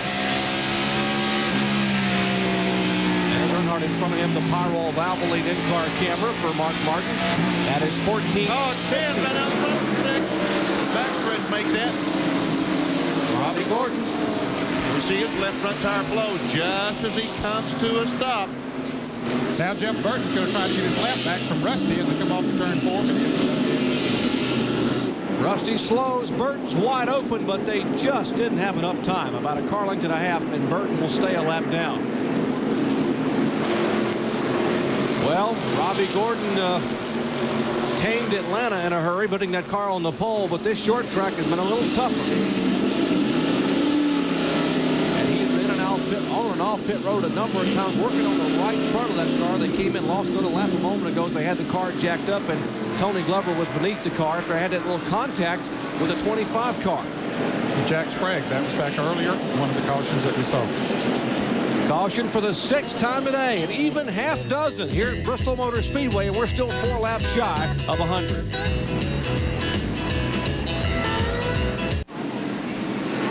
Back at Bristol, Tennessee, under the 6th caution flag today, our Radio Shack field summary shows Rusty Wallace as our leader. Take a look at some of the runs some of the drivers have made. Joe Nemechek from 24th to 8th. Ernie Irvin from 38th to 12th. There's 16 through 30 where your favorite drivers are running, and back 31 through 43. And John Kernan is caught up with Robbie Gordon. Robbie Gordon has brought his car behind the wall crew going to work on it. Robbie, what finally brought you behind the wall here? I don't know. I got real loose coming off of turn 2, and I don't know if somebody got into me or if I just got loose myself. But, you know, we struggled. We made a bad pit call early in the race and put us down at the back. And then I got hooked up with a Budweiser car. I guess he didn't see me along the inside, hit the tow rod. So I was kind of chasing the thing down the straight a bit anyways. Now, your first visit here to Bristol, what do you think of the high banks here? I really enjoyed racing here. I mean, I had a lot of fun. You know, I wish we would have been more competitive. I think, you know, we wouldn't have made that call and got a lap down. We would have been competitive all day. All right, that's Robbie Gordon. He's behind the wall. Let's go over to Bill Weber. Well, Ted Musgrave is still out on the track as we'll get the one to go next time by. But fans, here's how valuable track position is. Ted Musgrave is very, very loose. They want to put half a rubber in the left rear, but they can't give up the track position even under caution because there is so much traffic out there. So Ted is falling back in the field. His car is loose, but they can't give up their spot on the track to make the car any better. They've got to wait for full field pit stops. Ray Dunlap. Well, Bill, the big question back here on the backstretch right now is, can the crew communicate with Michael Waltrip? They've been talking it over in there. They can't hear him, and they're not sure if he can hear them. So a radio communication problem right now, and whenever they get ready to pit, that could be big trouble. Indeed, that could be a problem for Michael Waltrip. They made an engine change late yesterday. We showed you some tough racetracks at the beginning of the show. This one is one of, if not the toughest. Take a look today. 30 caution laps in just 101 run. My heavens, 30% of this race thus far has been run under the yellow flag. 6 caution flag today as the safety car pulls away. Rusty Wallace leads him out of turn 4. And Rusty gets a good jump ahead of Jeff Burton.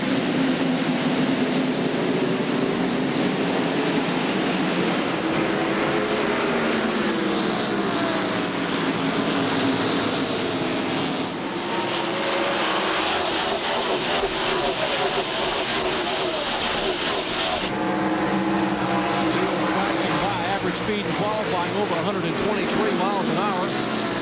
There's Jeff Burton, the 99 car, last week's winner. He is a lap down. Jeff Gordon behind him in 3rd position.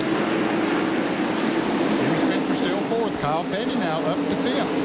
And the 31 car, Mike Skinner, has just hit the wall up in 3 and 4 and was able to keep the car going. What we see him now, we're right along with Skinner as he tries to keep going, but he's very, very slow. That was a Lowe's in-car camera for Mike Skinner. Now his car is slowing. You see the damage on the right rear as Bill Elliott goes by. Elliott had made a pit stop during that last flag. He's been on and off pit road. Now he makes the pass. Here's Robert Press's Cartoon Network Chevy. There's the damage. You see that camera is inside that rear bumper. Let's see if we can see what happened as he goes in the corner.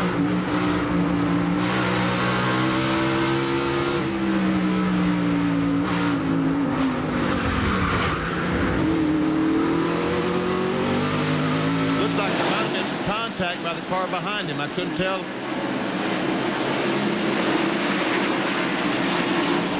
Battle for 2nd position. Jarrett. I tell you what, Jeff Gordon has a good race car. We're talking about Rusty out one of these runners. Every time Gordon gets caught back in traffic, he moves back in a hurry. Well, they came out of the pits when they made the pit stop. He was in 6th position, so he's worked his way up now to the 3rd position, and he does have a fast race car. They can pass cars and keep a pace with Rusty Wallace. The yellow flag is out. Debris on the racetrack. I guess that's Skinner. Oh, and Terry Labonte almost ran over it. All these cars trying to dodge the debris. Wow. That's the rear bumper cover on the 31 car. They had just put the black flag out and were going to put the black flag out for Mike Skinner next time by, but this is coming off turn 2. We see the cover flapping in the breeze, and finally the breeze can't take it anymore. The bumper cover can't take it anymore. Flies off as lake speed goes by. I wonder if our camera was in that cover. That's what I was going to ask right there. I wonder if we just lost our Lowe's camera looking out the back of Mike Skinner. That's got to be the least of his worries, though. 7th caution flag of the day. And as you heard the guys in the pit say a little bit ago, track position is so important. Unless the leader comes in and everyone else decides to, you're going to stay out there and just, as the crew chiefs tell you, when you say you're having trouble, deal with it. Mike Skinner in the back pits. He was the reason for the caution flag. And Ray Dunlap is there. Well, Doc, he was the pole setter at Daytona, and he's been the highest finishing rookie in 5 of the 6 races. The NASCAR official had just come over and said, look, you guys are going to have to pit back here so that fascia doesn't fall off, and it did. What a break he got. And the fact that it came off, the caution flag came out, he's able to go in the pits. And he stays on the lead lap. He is running in the 31st position in the car number 31. 31 cars on the lead lap now. You can see by watching all the replays when we've had these cars back in the fence just how tight the groove is here. And all right, working the 7th caution flag today. We'll take a break and come back with more exciting short track action from the high banks at Bristol, Tennessee. Stay with us.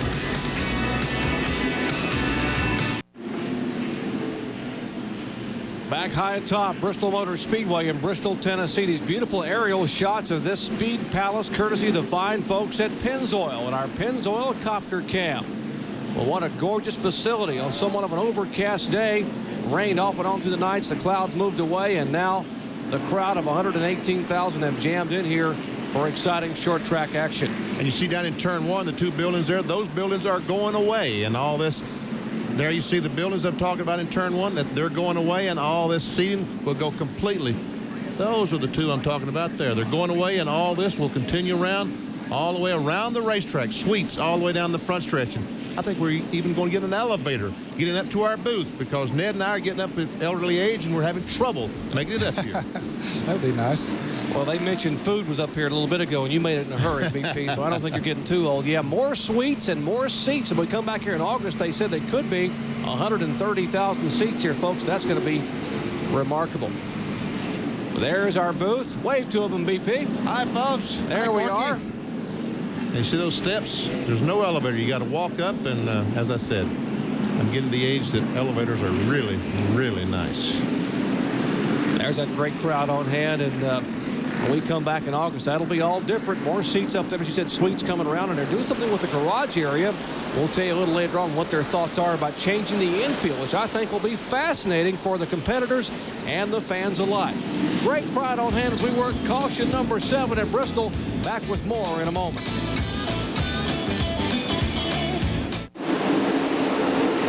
Back to Green Flag Racing, lap 119. That caution for 8 laps, and Rusty Wallace right where he's been for most of the afternoon, pulling away from the rest of the field. Well, I tell you what, Rusty Wallace is just able to stay right on that yellow line around the corners and accelerate off the corners. Walking through the garage area this morning, that's what everyone was talking about. The crews, the drivers, where they were just admiring how well Rusty Wallace's car is getting around this racetrack. There's a battle for second place, Jared and Gordon. Certainly over the years, his record has proven how good he is on short tracks. And just proving again here today. Now we see Kyle Petty in the 44 car.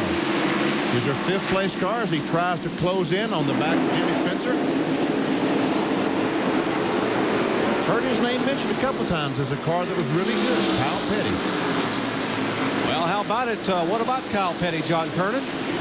Jerry, I was just talking to the crew, and they said that the car was running really well. They're really pleased. The adjustment they made on their first pit stop was an air pressure change because the car was a little bit tight. They wanted to loosen it up. So I asked Bobby Kennedy during that last caution. Now he's getting by Jimmy Spencer as we come down the front straightaway. And the sun has also come out, so the temperature's warming up a little bit. But they said, you know, we really don't know if that adjustment did the right thing because we haven't got to run enough laps under green. But right now it's looking pretty good for him. Guys, he has one top 10 in 1997. Talking about Kyle Petty, that was at Richmond. He finished 10th. Battle for 6th spot between Sterling Marlin, the 4 car, the 7 of Jeff Bodine, and Steve Grissom back there in the 41 car. Steve having a good run here today. And Jeff Gordon on the inside of Jared, and he takes that spot away. Now this sun coming out, Vinny, that may not make as much difference on the concrete here as it would if it were asphalt, but it'll make some difference. It certainly will make some difference. Now, whose car is going to look at Gordon going high in the corners? He's sort of using that Jimmy Spencer line, drifting up a little bit in the center of the corner. Jeff Gordon trying to close in on Jeff Burton, the car 99. Last week's winner is a lap down. There's the guy they're chasing, Rusty Wallace, who's got a full straightaway separation between him and the second-place car. Marlin still continues to lead that group. Bodine, Grissom, Labonte, Terry Labonte, and Bobby Hamilton, the 43 car, is in fact a lap down. And here's some trouble up in turn 4. No caution. Some heavy damage to the 25 car of Jack Sprague. The Budweiser car has heavy damage to the right front, and he's slow right in front of the leaders, and Jeff Gordon barely able to get by. Jeff Gordon is just basically stopped. And Jeff Burton did take the 25 car just a little bit when he went by on the inside. Caution is out now. Well, Jeff Burton was trying to be able to get back there and race Rusty Wallace back to get his lap back, but there's the damage, as Benny said, the heavy damage on the car number 25 of Jack Sprague. Now, will we see them pit this time? How long have they been out there on those tires? Well, they pitted on lap 49, Ned. The only time all the leaders have been on pit road. We were at lap 132. Been out there about 81 laps now, so it'll be interesting to see if they come in or not. So the pace car, let's see if we can see a replay. It's between the 31 and the 25. Banging and banging.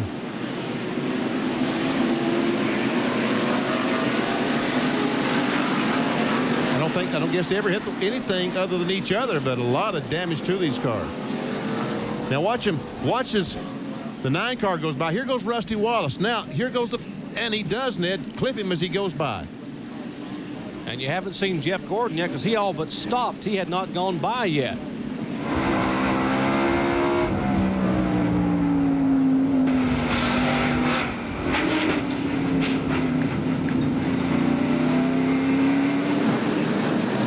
Budweiser rear camera. Now Andy Graves and the crew will try to work on that car as he's come to rest on pit road. I guess that he and the 31 car made contact going in the corner and just couldn't get off each other. Pit road has now been opened, and here come the cars. Let's go down to Bill Weber for leader's pit stop. Rusty Wallace has the #1 pit stall all the way at pit out toward turn 1. This will be 4 tires, fuel, and they will drop the track bar a 1/4 inch on Rusty's car. As you look at the triple pits, the car's on pit road. Now watch for these guys leaving. A lot of guys, like Kenny Wallace for one, had trouble getting out of their pit last time. The 4 and the 16 cars are pitted directly behind Rusty. They both want to put a rubber in the left rear. Wallace has his 4 tires and fuel, and he's gone the 18.8 seconds. 19.7 for Gordon. 20 seconds for Dale Jarrett. Right down left with Dale Earnhardt on the backstretch. Well, what we talked about at the top of the show, what a disadvantage it is to be here on the backstretch. Dale Earnhardt's Goodwrench crew puts 4 tires and gas in his Chevrolet. They're down and ready to get away. Out of the 72 races they've run here, only one of them has ever been won from back here. John Kernan? Kyle Petty and Terry Labonte both were in for 4 tire change. Both of them had just a little bit of extra time. Kyle's crew did not make any chassis adjustments, neither did Terry's, but they did make an air pressure adjustment. And also Labonte's had a lug nut fall off the left rear tire. And Ted Musgrave coming back in. Labonte had some problems on the left rear tire, so that slowed his pit stop down just a little bit. Let's go to Bill Weber. Now they come in to change the left side tires, and actually the purpose of this stop is to put the rubber in the left rear of Ted Musgrave's car. We've talked almost since that first caution period how loose Ted has been. They've got the rubber in, now they'll tighten the left rear.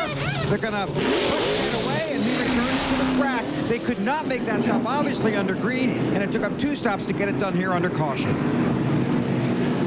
Okay, let's see if we can decipher what happened to bring this caution flag out. Well, we see we're riding along with Mike Skinner.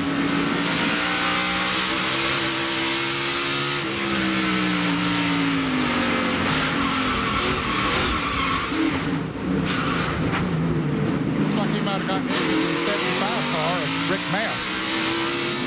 That's right. He hit the 75 car of Rick Mast. When he did that, he backed off the gas. And when he did that, the Sprague, the 25 car, come along and hit him. You're right, Ned. For those of you scoring at home, that is Lowe's to Remington to Budweiser. That was the contact pattern for caution flag number 8. Back with more from Bristol in a moment.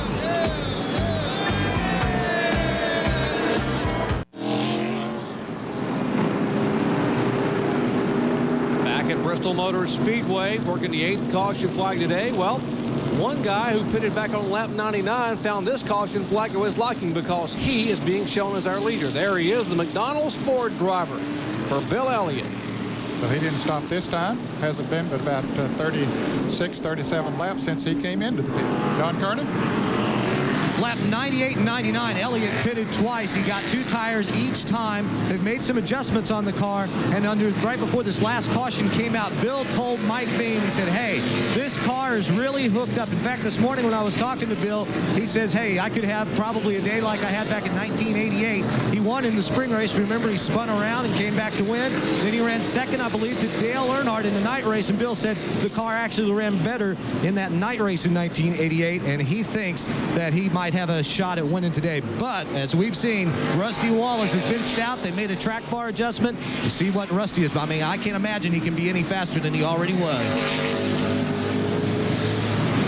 There's Robin Pemberton, the crew chief on the 2 car, talking to his driver. The pace car's off. Here the cars come. Green flag is out. Robert Preston is the 2nd place car, the Cartoon Network car. Morgan Shepherd is 3rd. Rusty Wallace 4th. And Bobby Labonte is 5th. Now, Robert Presley had also stopped on lap 99, so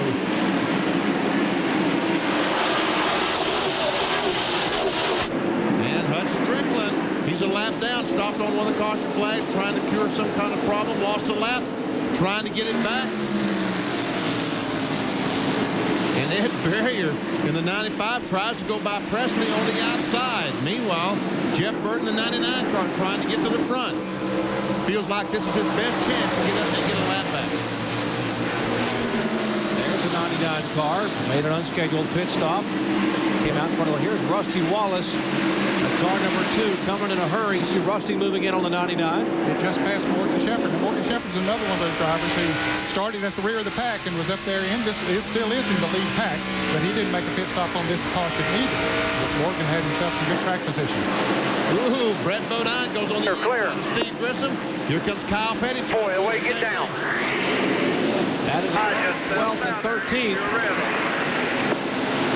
Brett Bodine in 11th spot in a great qualifying effort. Qualified 12th. Grissom is in 12th spot right now. 11th, 12th, and 13th on your screen.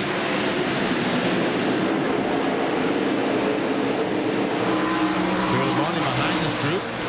Had all kind of problems. Barely got the car on the line before the start of the race. About 10 minutes beforehand. Changed all the brakes this morning, all the calipers, all the lines. Also found an engine man they had to change. Oh, dives on the inside of Kyle Petty, trying to take the spot away, and will. Clear.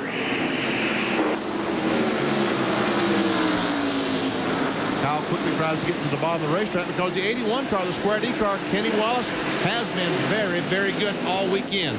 Kenny Wallace's best qualifying spot of the year, starting 4th here, right on the rear of Kyle Petty's Hot Wheels Pontiac. Oh, spin in turn 3.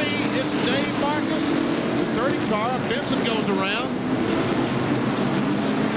And here's Jeff Burton trying to get his lap back. Let's see if he's going to do it this time. He had to slow down because the 30 car was up in the track, and Bill Elliott will be Burton back once again. So he denied that opportunity one more time. Both Burton and Strickland were trying to get their laps back, and boy, Marcus just came down off the banking. So did the car number 30 of Johnny Benson. There's a Dave Marcus Realtree car right in front of the leaders, and they were able to had to slow up and then speed back up to keep those cars a lap down. And we see some damage to the right rear, and the rear has got into the fence, and he backed in with the left rear. So evidently this right rear problem happened somewhere back in the corner, and Benson just turns the car left to avoid Marcus. Well, he did a good job of avoiding Marcus there. Spins him around, and fortunately he keeps from getting hit hard, at least, from any other car. And look at Benson. Now, he is behind the wall. It looked like a simple spin out, but he is behind the wall. What in the world is going on? Pennzoil crew now going to work on Johnny Benson's Pontiac. Looked like, as you said, but he just turned the car and missed him. Ray Dunlap, what's the problem with the 30 car? Well, Jerry, as they were coming down the backstretch off of turn number 2, actually Johnny Benson made a bit of contact with Dave Marcus, and then Benson backed out of the throttle to let Marcus get it straightened out, and he just couldn't. Okay.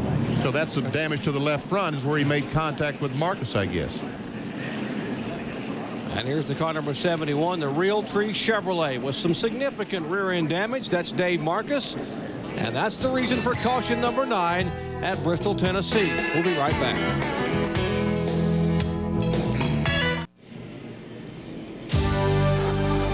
Our Speed World coverage of the 37th running of the NASCAR Winston Cup Food City 500 from Thunder Valley, Bristol Motor Speedway, is brought to you by Pennzoil, formulated for today's stop-and-go driving. Stop, go, Pennzoil. By Firestone, America's tire since 1900. By MasterCard, MasterCard, the official card of NASCAR.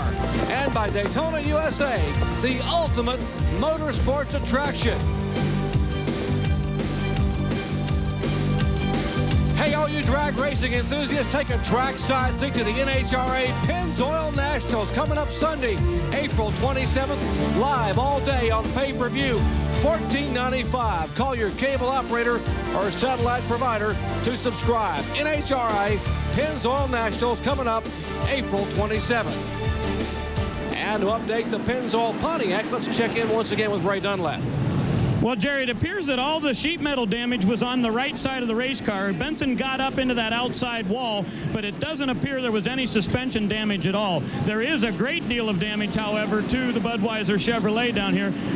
It is a mess. Jack Sprague is still setting in the car. They're hoping to get him back in there and get some valuable laps here, but I would say it's going to take him quite a while. Shown in 40th position right now. Already many laps down, and this is going to put him many more laps down. Talk about, sorry, go ahead. Well, that's exactly what you were going to say, Benny. Talk about walking softly here and carry a big hammer. Exactly what Bill Weber, us talked about at the top of the show, what Bristol is all about. Okay,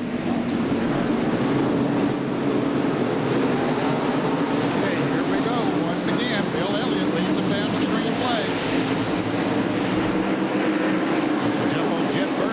Still not able to get past it. Now here he goes.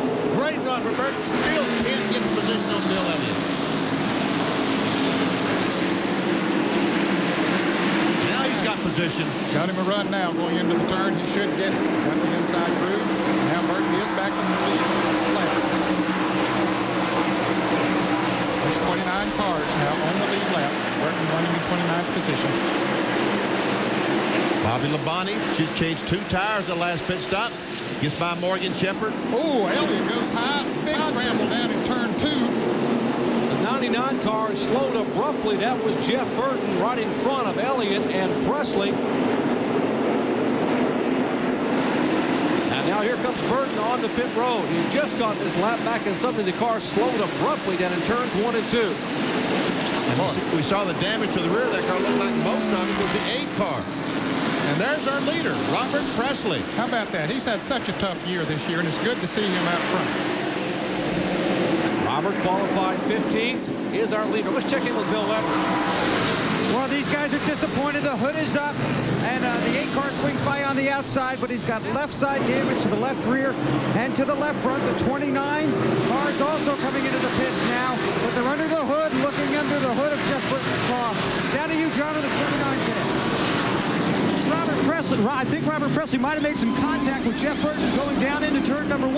He came in the left front tire, so he had to come into pit. He's going to lose a lap with Bill Elliott and Jeff Burton screamed down into turn 1. What a bad break for Robert Presley. That is a tough break, John. It's just typical of the way his year has gone. And Jeff Gordon trying to get by, trying his best to get by. Bill Elliott takes the lead. Gordon has not led the race today, but he has position. He might do it the next time by. Well, Gordon's tires some 35 laps fresher than Bill Elliott, so that makes the move pretty simple for Gordon. And Rusty Wallace also slides by.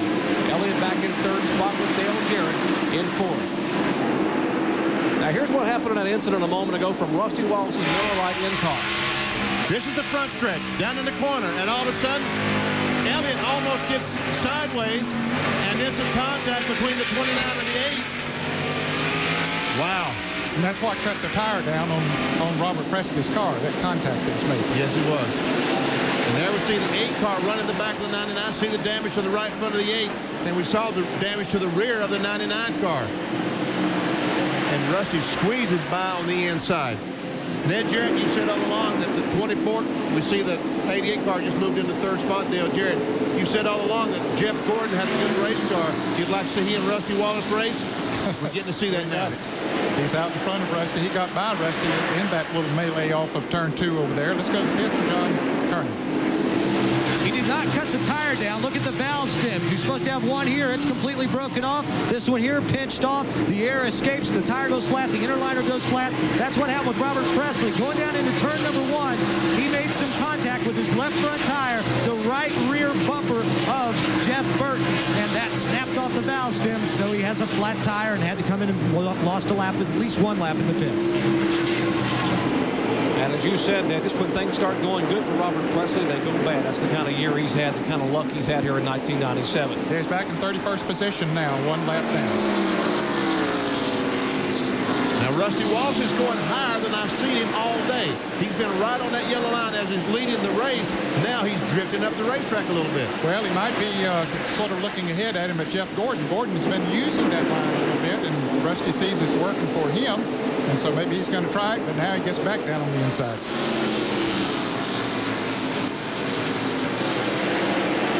This group right here has been thrashing for position. There's Terry Labonte back in 9th position. We're going to move around a little bit. Morgan Shepherd side by side with Ted Musgrave. That's 21st, 22nd, and 23rd. There's the MB&A Pontiac.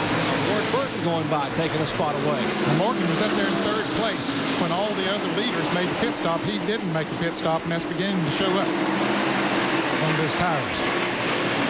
Rick Mast trying to take a look on the inside. The 75 car, he's going to go by. And Bobby Hamilton will go by and will be tipped as well. Here's some Trickle and Robert Presley, the 29 car. Back up front, there's Jeff Gordon in the car number 24. Back-to-back Food City 500 wins. That graphic tells it all. The last 4 events, his average finish 2.5 here because he's won 2 in a row here in the spring. Now, what happened to Jeff Burton? Well, why don't we ask him, Bill Weber? Jeff battling to get back on the lead lap. What happened out there? Well, we got a lap down because the ignition box of the coil 1 went bad to begin with. We got it fixed, and then we took off, and we made some pretty big changes to the car. Once we did that, the car was pretty good. Got my Bill, and the car drove real good. I said, okay, we got everything made. And then all the hell broke loose. Something broke inside of the motor. We had real good engine luck. You know, we don't have a lot of engine failure. You hate when you do have one, but we don't have many. We got lucky we didn't get into a wreck, though, because I was shut off in front of 32 people that were coming wide open. And they had me picked up in the back, and I was just hanging on. So it's a short day for the X-Side Ford. We'll go to Martinsville and try to make it up. Okay, it's a tough sport. Victory Lane last week, out early this week. And he was 4th in point standings coming in here, so that'll definitely hurt him in the points.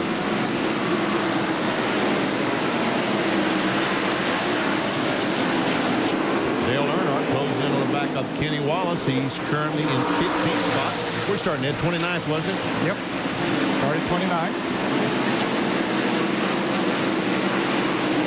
As Mark Martin tries to follow him along. There's Kenny Schrader, the 33 car. NASCAR serial presented by MCI shows you Dale Earnhardt was in 19th spot on lap 156. And Presley moved up to 14th spot. 2 top 10 finishes in the last 3 outings for Earnhardt. It's starting to come together. They were at 8th at Atlanta, 15th at Darlington, and now 6th at Texas.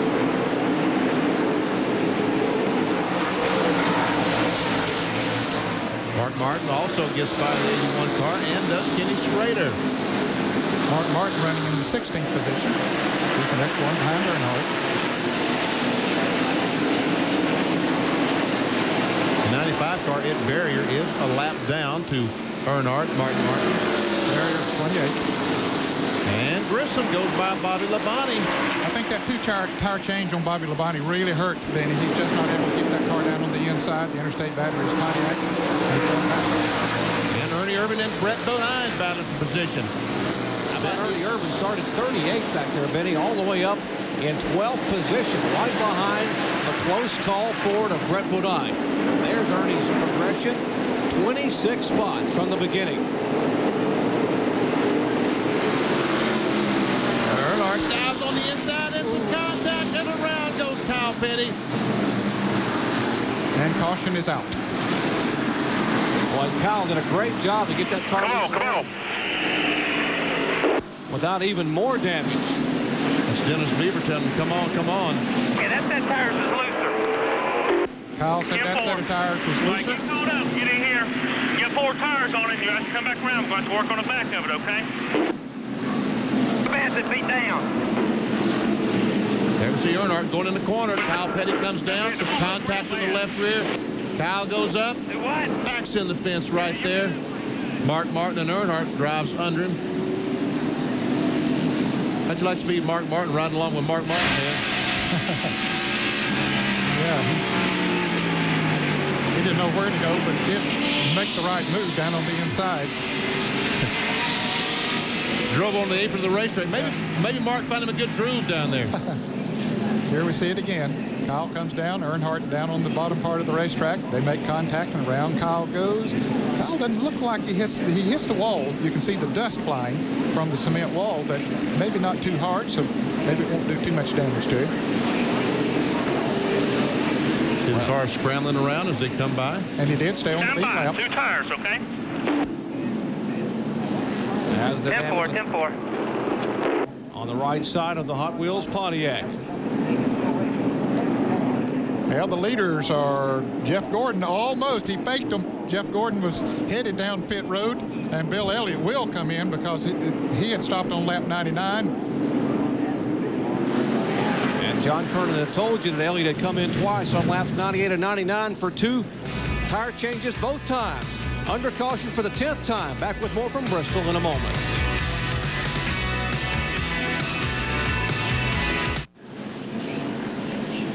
High above Bristol Motor Speedway, Bristol, Tennessee. Fine folks from the Pennzoil Copter Cam giving us this aerial shot of the reason we're under caution here for the 10th time on the high banks here at Thunder Valley. Take a look. Dale Earnhardt, the 3 car, trying to get alongside Kyle Petty. Some contact. Petty goes up and backs it in the fence ever so slightly. Earnhardt, Mark Martin, and all the other cars able to somehow miss Kyle. What a great job he does here, Ned. He gets it going straight, continues on. Keeps right going, stayed in the lead lap. He's made several pit stops during this caution, changed all 4 tires, and did a little bit of sheet metal work to the sheet metal damage back there on the right rear. But he's back in the pits right now, John Kernan. And as you can see, they've torn the rear bumper cover off. They're also using bungee cords to keep the rear deck lid in place. And the spoiler's been almost straight up at a 90-degree angle. As you hear the spotter telling the pace cars in turn 3 as we get to signal 1 lap to go. So this should be the last time for Kyle here in the pit. So we'll have to see how this affects it. And now he's waiting. They let him go. And Bobby Kennedy says, I believe you're okay.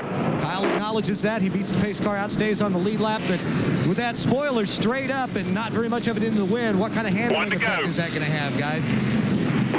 It won't be good. No, it'll change it, that's for sure. Kyle is in 26th position. There are 26 cars on the lead lap. And he's the last one. Look at Jimmy Spencer, 4th place.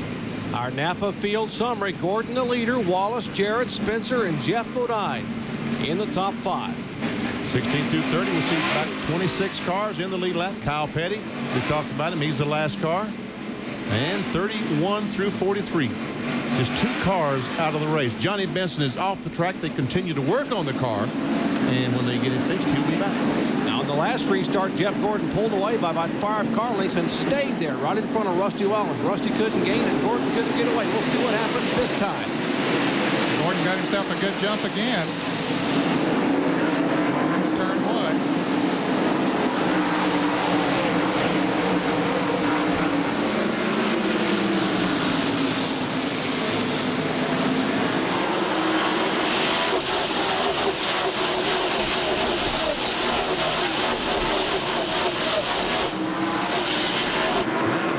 Ned, here we go. Let's see. Can Rusty Wallace catch the kid? Well, he's right up on his back bumper. Jeff had pulled away by about 4 car lengths on that restart. Now Rusty has closed it down to less than 1.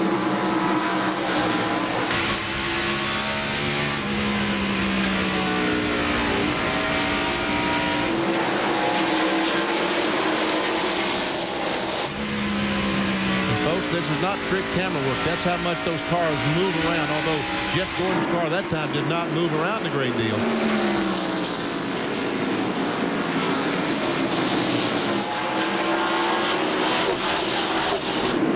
And here's trouble off turn 4. Brent Bodine has spun around.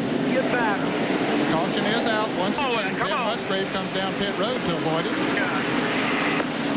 And Bodine will get the car righted and stay on the lead lap. He was being shown in 11th position. And this, appropriately, car number 11 in 11th position brings out the 11th caution flag of the day here on lap 197. He had some kind of trouble down in turn 1. I glanced the car slow off turn 2. Took my eye off of it. Let's see. There, I saw this is where I took my eyes off of it. The 28 goes in the corner. He comes down, and Brent tried to dodge the 28 car, and when he turned and hit the brake sharply, the car got out from under him and spun. Wow, that thing went around and then just straightened up and kept going. Look at all those cars go by. It's amazing how many single-car wrecks we've seen today and not multi-car crashes. This is Mike Skinner's car, and we see the trouble starting up in the corner. Well, Mike Skinner's seen a lot in front of him today.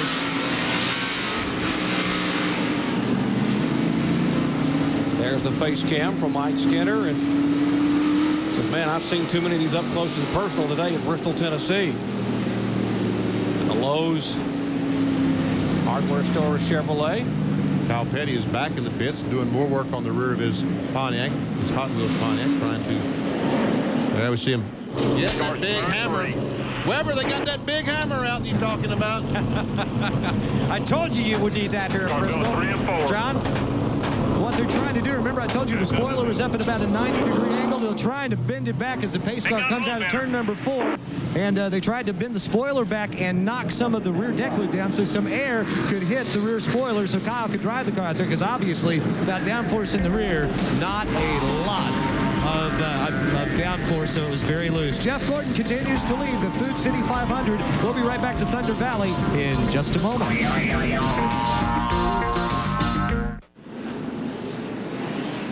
Well, the sun's back out in Bristol, and the green flag is about to be. The 11th caution flag today comes to an end, and Jeff Gordon pulls away.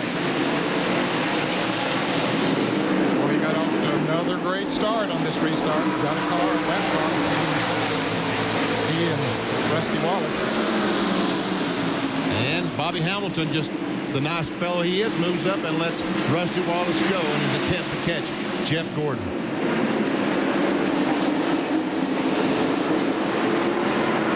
Jimmy Spencer had gone high down in the first or second corner like he was trying to pass Dale Jarrett on the outside. Well, he sees those 2 lap cars that are in front of Jarrett and figures that Jarrett's going to stay on the inside, which he probably is. And he thought, well, this might be a chance for me to pass him. But it didn't quite work out. You mentioned those 2 lap cars. That's Bobby Hamilton's car 43 and Robert Presley's car number 29. Now Presley looks to the inside of Hamilton. Jarrett right behind Robert Presley, and Spencer right behind Jarrett. And Jeff Bodine right behind Spencer. Jeff Bodine has a different sponsor on his quarter panels today, LA West, who has been a long-time associate sponsor on the QDC number 7. So it has given him a little extra exposure today for the LA West, a van conversion company. Yes, I borrowed Jeff a couple of times there. Not bad. Heavy traffic. You look at our Napa Field summary, and look who's right in the middle of it, the number 3 car. He and Ernie Irvin, 3 and 28. Little contact that time between the 3 and the 28 as Earnhardt gets by. Mark Martin will try to follow. And he will follow. And Schrader will try to do the same thing. And he will do the same thing. Well, Ernie got caught up there, and he can't get out of there. Can't get Jeremy Mayfield down on the inside. Now Earnhardt's in 9th position. You see him in 9th on our scoring pylon left side of the screen there. Mark Martin now in the top 10. If you wonder what's happening up front, folks, Jeff Gordon is driving away from Rusty Wallace right now. There's Gordon and there's Rusty. And what's happening in the pits? Let's go down to John Kernan. Well, Kyle Petty lost the left half of the rear spoiler on the car. They're reattaching that right now, so they're losing lap after lap. This is part of the left half of that rear spoiler. You can see the weld beads in here. They just snapped right off after they had the spoiler been pushed up to a 90-degree angle. Then it was pushed back. Kyle went out there. The air hit it, knocked it right off, so you can't run with only half a spoiler. So Kyle is sitting down in the pits. He's lost countless number of laps as the crew is putting on the left half of the rear spoiler. Oh boy, another tough break for another driver that had a good run going here today. Look at the lead that Jeff Gordon has on Rusty Wallace. And what Ned said a moment ago, the AutoZone on-track interval. Take a look at the interval, how it has grown. You see, we started at 0.6 of a second, and then it's 1.2 seconds. And look at Jeff Gordon all this time. 16-1, 2, 2, 3, 3. Rusty 2, 2, 4, 4, and 5.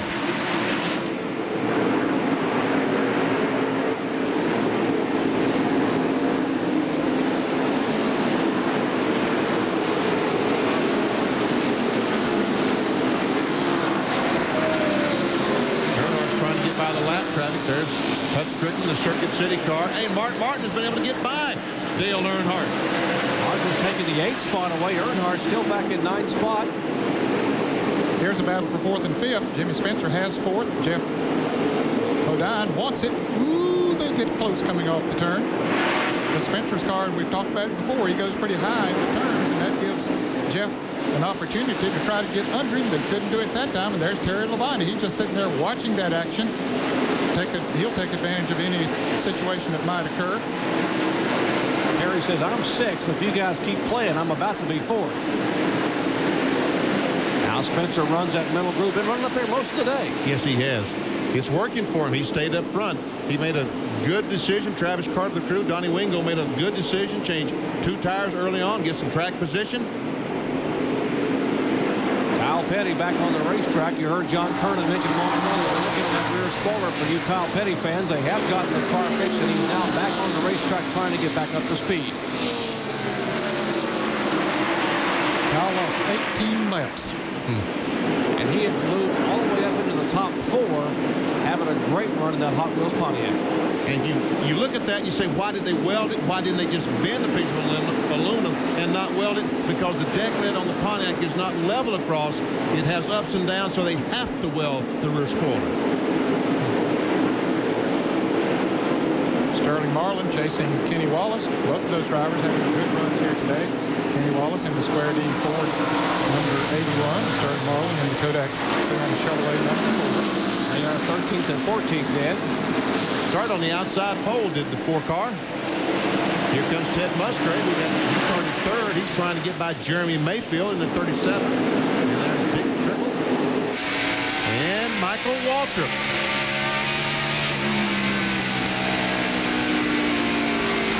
As he closes in right on, and some contact between the 16 and the 37. Musgrave goes on. Trickle tries to follow. Here comes Bill Elliott. Unfortunately, Jeremy's in Michael's groove, so he's going to be in trouble.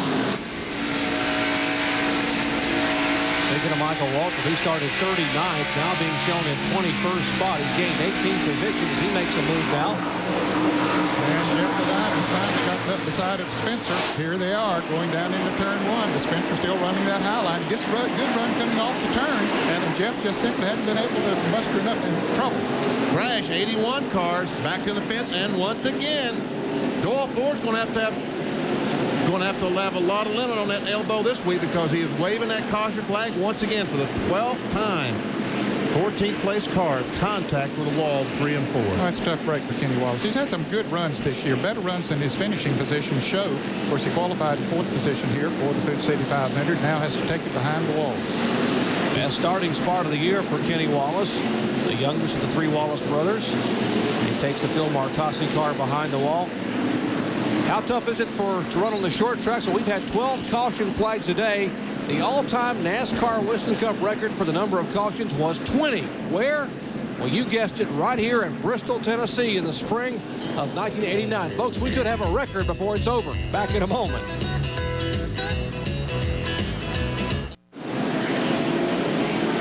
Back at Bristol Motor Speedway, working caution flag number 12.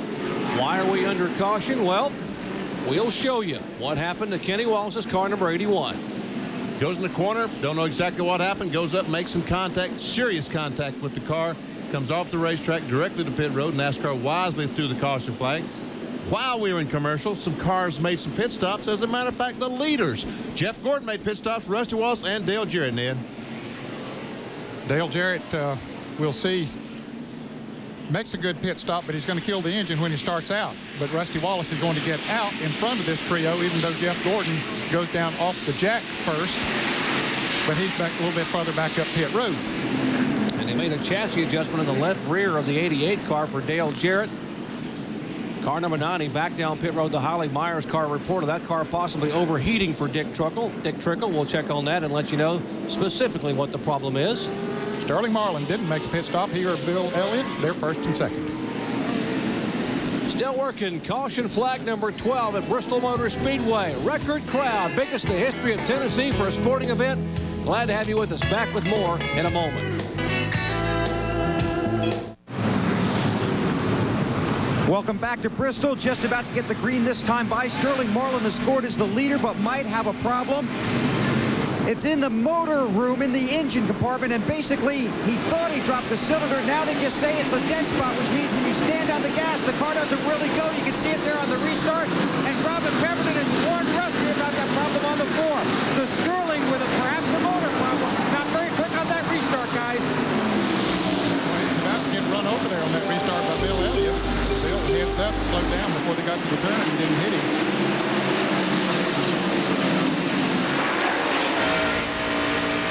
Rusty Wallace moving up in a hurry. He got out of the pits first of those who pitted, so he's in third position. Our Miller Lite camera showing the back of Bill Elliott's McDonald's Ford Thunderbird. Elliott in second spot on the car number 4. And Bill Elliott tries to dive to the inside of Sterling Marlin. Has position. Here he goes, taking that spot away. That's for the lead. And the Golden Arches go in front. Bill has already been out there.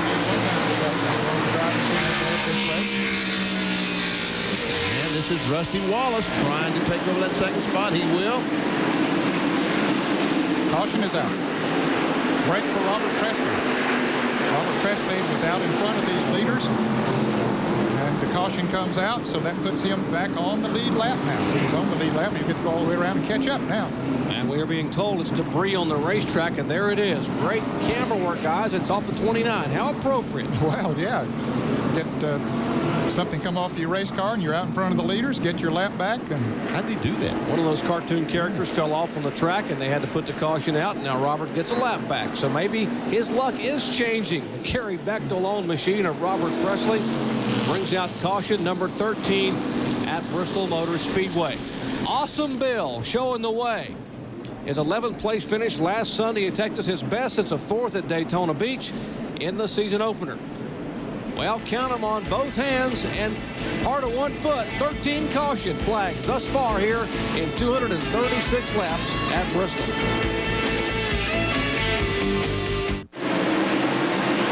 Back to green flag racing about 3 laps ago, and how quickly things changed. Lap 239, the green came back out. And a lap and a half later, Rusty Wallace is leading and pulling away. Yes, he is. He got under Bill Elliott, and away he went. There we see Sterling Marlin still continues to work his way towards the rear. He's up leading the race just a moment ago. Now he's back to about 10th spot. Yeah, and they're passing him on the straightaway, so that engine problem that they said he had is very vivid on the racetrack. They're passing him on the straightaway.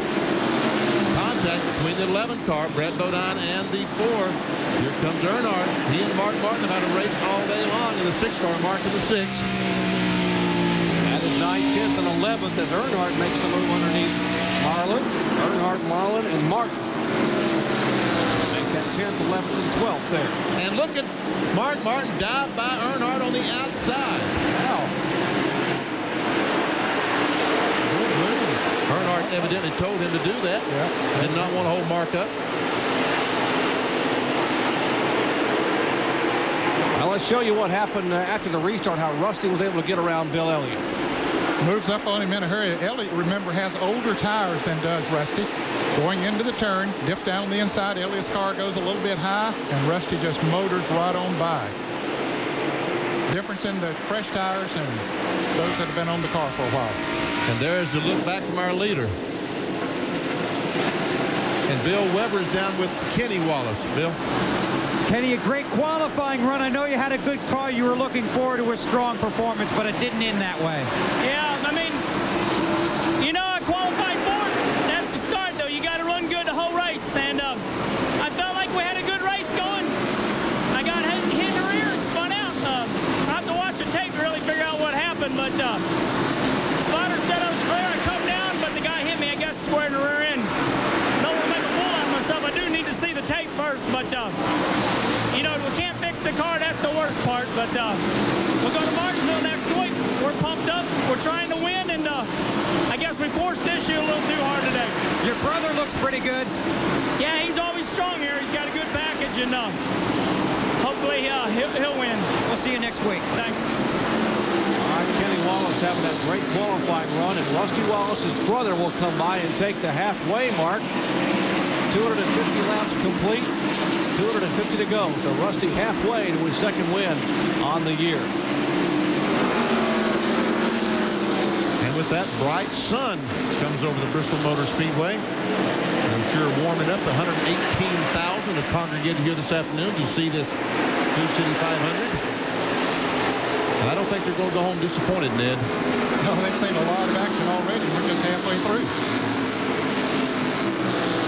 Might want to update. I said a moment ago that was Scooby-Doo that fell off the car number 29. That was not debris off Robert Presley's car. That was off the car number 19 that brought that caution flag out. So that did not come off the 29 car. Scooby-Doo is still riding along with Shaggy.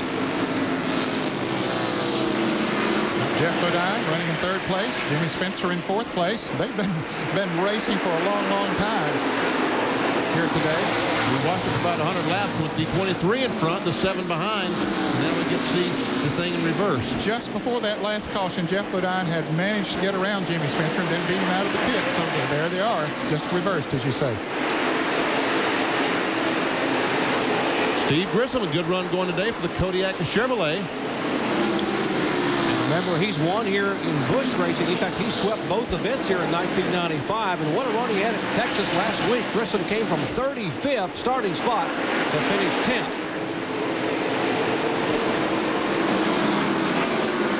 And behind him is Bill Elliott, who was leading not too long ago, but those older tires. He's slipping back in the field. There he is, the McDonald's Ford number 94. And right behind him is Mark Martin in the car number 6. Martin running in the 9th position now. Gets under Bill Elliott on the backstretch. He'll take that spot away and move into the 8th spot.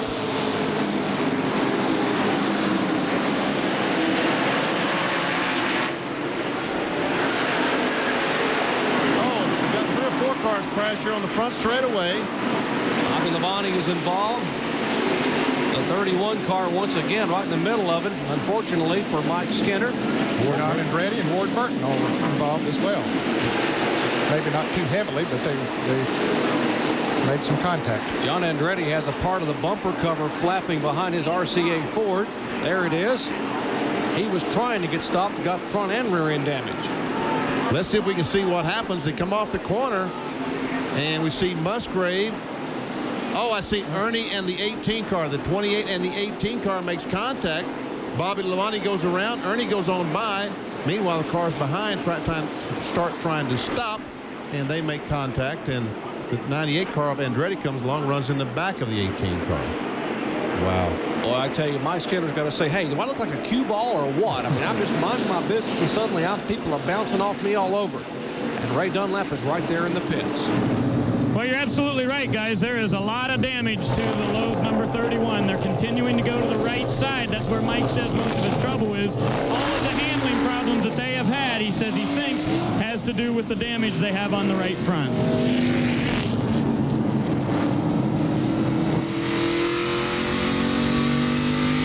Well, he's in 30th position. He's 5 laps down because he's been in so many different problems here today, this Mike Skinner.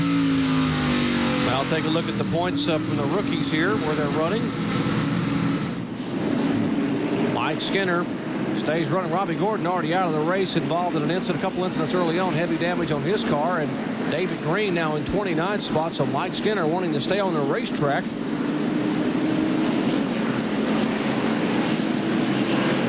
This is a 96 car, and it doesn't look too bad. The Caterpillar car looks like he's doing pretty well. Sterling Marlin, Bill Elliott, Bobby Labonte, Morgan Shepherd, all making pit stops here. Let's check with Bill Weber. Okay, Sterling Marlin is here, and Bill Elliott also coming out of pit road now. But Tim Brewer just told me when Sterling gets in the gas, the Kodak Chevy just does not go. And obviously they were only going to change 2 tires there. Thought about 4, but it's a 2-tire stop for Sterling. But he doesn't have any get up and go when it's time to get up and go. Remember, he and Elliott were off sequence as far as the others are concerned on pit stops, and they still are. Bound run over the NASCAR official, did Michael. As he was trying to leave, the official stepped in front of the car, and Michael was going, and didn't think he wanted to get out of the way. All right, let's show you some replays from some of the cameras we had mounted on the Lowe's Chevrolet of Mike Skinner.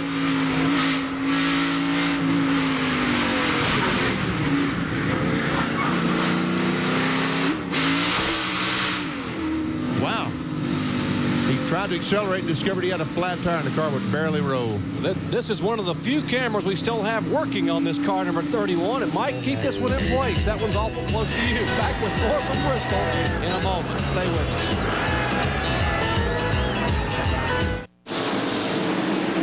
Exactly 1 lap ago in the green flag wave, lap 265. Rusty pulls away with Gordon and company in close pursuit. Third place car is Jeff Bodine, the 7th. 4th is Jimmy Spencer, the 23. Dale Jarrett, the 88 car, is 4th, and Terry Labonte is 5th. 22 car of Ward Burton involved in that crash and spent some time in the pits. Yeah, he went a lap down. Pontiac. He was in the lead lap before that situation happened. Rudd, he had problems earlier. He is 18 laps down. He's been running good. He's been running almost as fast as the leaders in the tied Ford. You see him right there in the middle of that pack that lost all those laps behind the wall. Here comes Mark Martin. He's moving in 8th spot. Mark started way back in 23rd position. If you missed our qualifying show on Friday, he had problems with the power steering. He's had electrical problems, and he's had some damage on the front of that car from an earlier incident. Yes, he ran in the back of his teammate, Jeff Burton. We see the hood all bowed up in the center. It doesn't seem to be bothering the Valvoline Ford one, none whatsoever. Hey, Mark Martin's done it about all. I mean, he has run so well here at Bristol over the years. 4 consecutive poles in the high banks of Bristol, Tennessee. In 40 races since his last NASCAR Winston Cup win, 15 top 5, 27 top 10s, 21 races led, 10 Busch Series wins, yet he has not gone to victory lane since October of 1995 at Charlotte. And Ernie Irvin has slowed dramatically coming down the front straightaway. We understood that it had a little smoke coming from Valvoline Ford there. You saw some. He's heading to the pit. So Ernie Irvin's 1997 bad luck continues. From 38th spot, Ernie Irvin started 38th, was being shown in the top 10, and now they open the hood on the Valvoline Ford Thunderbird. And Rusty Wallace continues to lead. You know, he and Jeff Gordon, he's pulling away from Jeff Gordon. When Jeff Gordon was in front, he pulled away from Rusty Wallace. We still have not had Rusty or Jeff pass each other. That's what I want to see. Except one time in a traffic situation that Gordon got by Rusty Wallace, but that was in a jammed up traffic situation. It was not flat out racing. Our Budweiser race recap. Our leader is Rusty Wallace, has led 133 of 273 laps. There have been 9 lead changes, 14 caution flags. I said 14 caution flags. You're right. That's exactly right. 14 for 81 laps. The average speed, 72.582 miles an hour.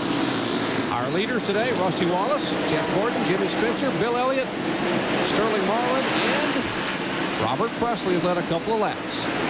Out of race thus far, Robbie Gordon, Jeff Burton, and Kenny Wallace.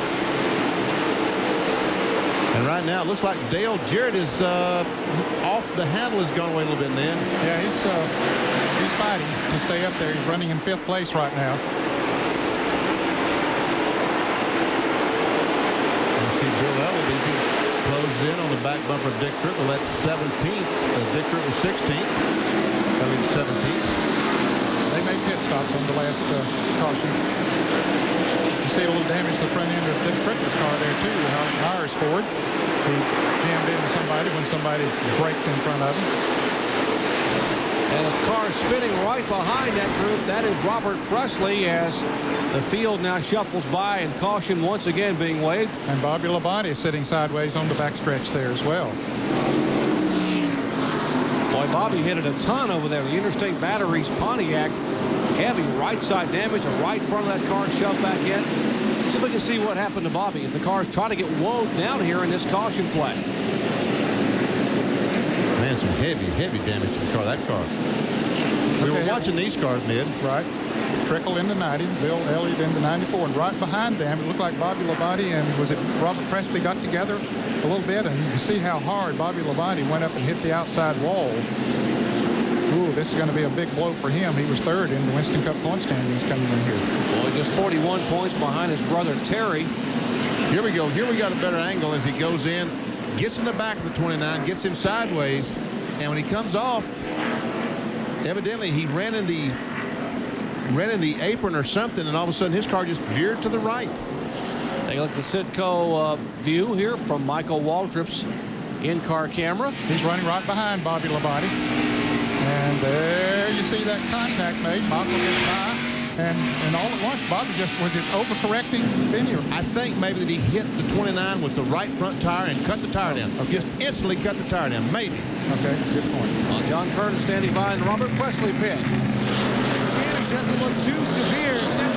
Left front fender if Robert has to go because I guess the pace car is making its way, but I don't see it coming out of turn 4, but he took off. They're going to have to come back in. They changed right side tires that time, but the left front fender, part of it is down in the lower part. Is a hole has been punched into it, plus they're going to have to pull it away from the tire to keep it from rubbing, so we'll see Robert back on in a moment. Let's go to the backstretch pits and Ray Dunlap. Well, thank you, John. You can see Robert Yates is working feverishly here on the Texaco Haviland Ford. If you look at the very front left side of the race car, something has punctured through the grill and gone in and busted the radiator. So they're putting a new radiator in. They're adding water right now. They figure it's going to be another 5 or 6 laps before they can get Ernie back in the race. Well, even Dodge race cars, debris can get you here in Bristol. Robert Presley back in. There's that big hammer Weber was talking about. A moment ago when we saw that replay from Michael Waltrip's car, it looked like I might have seen just a puff of smoke. Let's see if we can see just a puff of smoke as Bobby Labonte goes by the 29 car. There we see the 29 car spin. Now, Labonte goes by right there. I think that he touched the left front fender with his right front tire and instantly cut it. And when he comes off the corner, straight in the wall. Well, let's find out exactly from the horse's mouth. Bill Weber standing by with Bobby Labonte. It's a very disappointed Bobby Labonte. Had a great car, high up in points. First of all, what happened out there, Bobby? Actually, I just spun the 29 car out going into 1. I'm trying to get by him a couple times, and I could never do it. So I got up there and just tapped him a little bit. He got turned around, and I caught his left front with my right front. You okay? Yeah.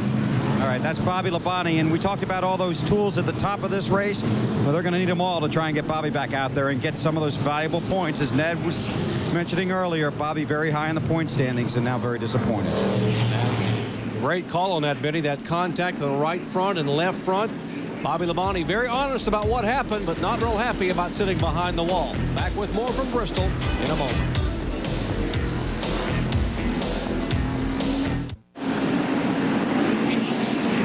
Caution flag number 15 about to end. As the crowd on their feet once again, lap 287. This caution for 6 laps, and Rusty leads him down to the green. And as he had done before, good start.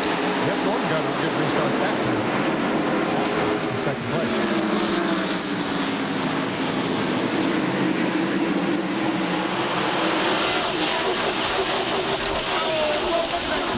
Musgrave, heavy again, the outside retaining wall. Down and hits the inside retaining wall. And caution is out for the 16th time. Boy, his car has no steering, comes right back up across into the concrete, right in the middle of the groove. Dave Marcus goes around him. Cars trying to get their laps back. Ward Burton trying to race Rusty Wallace back in there is what's left of the Prime Star Family Channel Ford. And I tell you what, seeing his hand go up and start turning the ignition, the switches off, is a good sign as he lets the window net down. Now, folks, you were able to see that on our speed shot as the car veered suddenly in the outside retaining wall on two wheels. Looked like he was going to flip down the front straightaway. What a tough break for Ted Musgrave. Qualified third. See, the left front tire is flat. I guess he did that when he hit the inside retaining wall. Phew. Wild ride. And once again, the caution flag is out. And we are being told that he may have cut a tire. Let's see if we can see. There he just all of a sudden veers in the outside retaining wall. And he's going to go down and touch the inside wall. There we go. Now watch, you can really see it from the speed shot. Watch the top of your screen. All of a sudden it just veered. Now watch this thing on two wheels. Looked like he was going to flip. No control, right down to the inside retaining wall he went. Hit it hard. Boy, trying to come back from that 35th place finish at Texas. Had a great qualifying run today starting in row 2. And now it's all over for Ted Musgrave. Let's go down the bill. And Ted is walking on his own, coming back from the car, and we'll see a member of his crew here. You okay? Yeah. Looking for his jacket. It's pretty chilly down here. Well, that was a wild ride. Do you know what happened? Damn lap cars again, you know, coming off turn 4. They just drove me in the left rear and put me up into the wall. And, you know, these lap cars are just absolutely terrible today. You know, the Family Channel Prime Star car was real good. It was just barding our time, but they're just not using their heads today. Okay, that's Ted Musgrave. He manages to smile, but very disappointed. Boy, indeed, third DNF of the year after some great runs. Musgrave had that outstanding effort at Darlington. Finished second to Dale Jarrett down there and had a good car today, but it's going to go away now. And he was 15th in the point standings coming in here. And, you know, had a good shot to move up even in the top 10 with a good finish here today. But unfortunately, he'll drop the other way now. All right, working caution number 16. Closing in on that all-time NASCAR record of 20. We don't want the record, but it's coming our way. Back in a moment.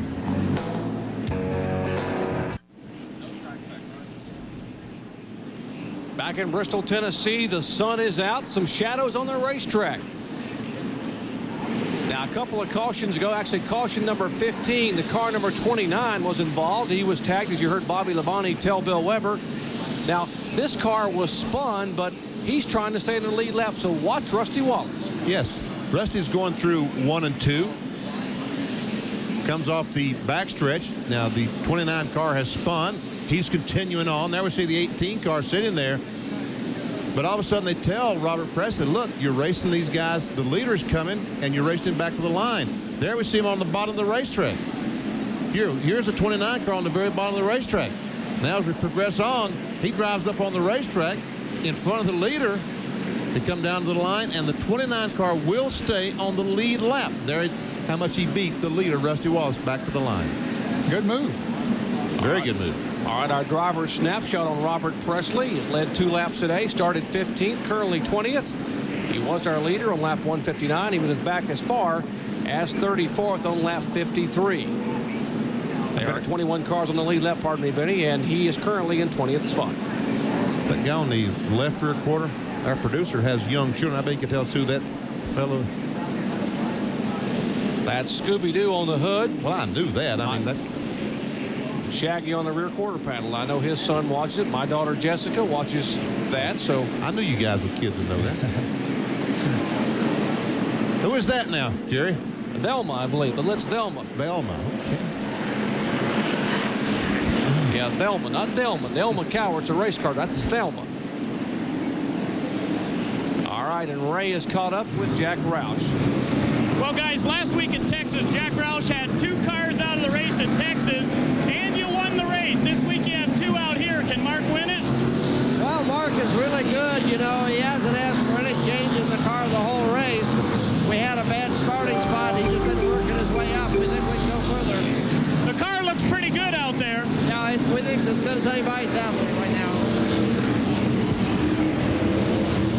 Meanwhile, the leaders have decided to come in the pits. Rusty Wallace going around changing 4 tires. Bill Weber. 4 tires, fuel, and a rubber out of the right rear. Rusty waiting on the left rear, just going to beat him out. Here comes Jarrett, then Labonte, followed by the 23 car.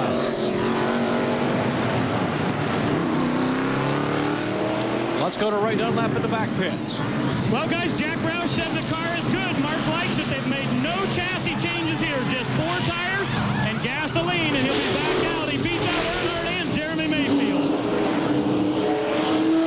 Remember, Mark Martin started back in 23rd spot, being shown in 8th position prior to that pit stop. I believe he's going to be about 9th after this, or maybe even 10th, or maybe a little more than that, because there's some cars out of sequence. Bill Elliott's out of sequence and a couple of others, so we'll see how it all shakes out here. Mark Martin having trouble blending in without a turn signal. Ordinarily, if you're leaving the mall, you just flip your signal on and slide up in traffic. Here, with no signal, and traffic is pretty bad. Back with more from Bristol in a moment.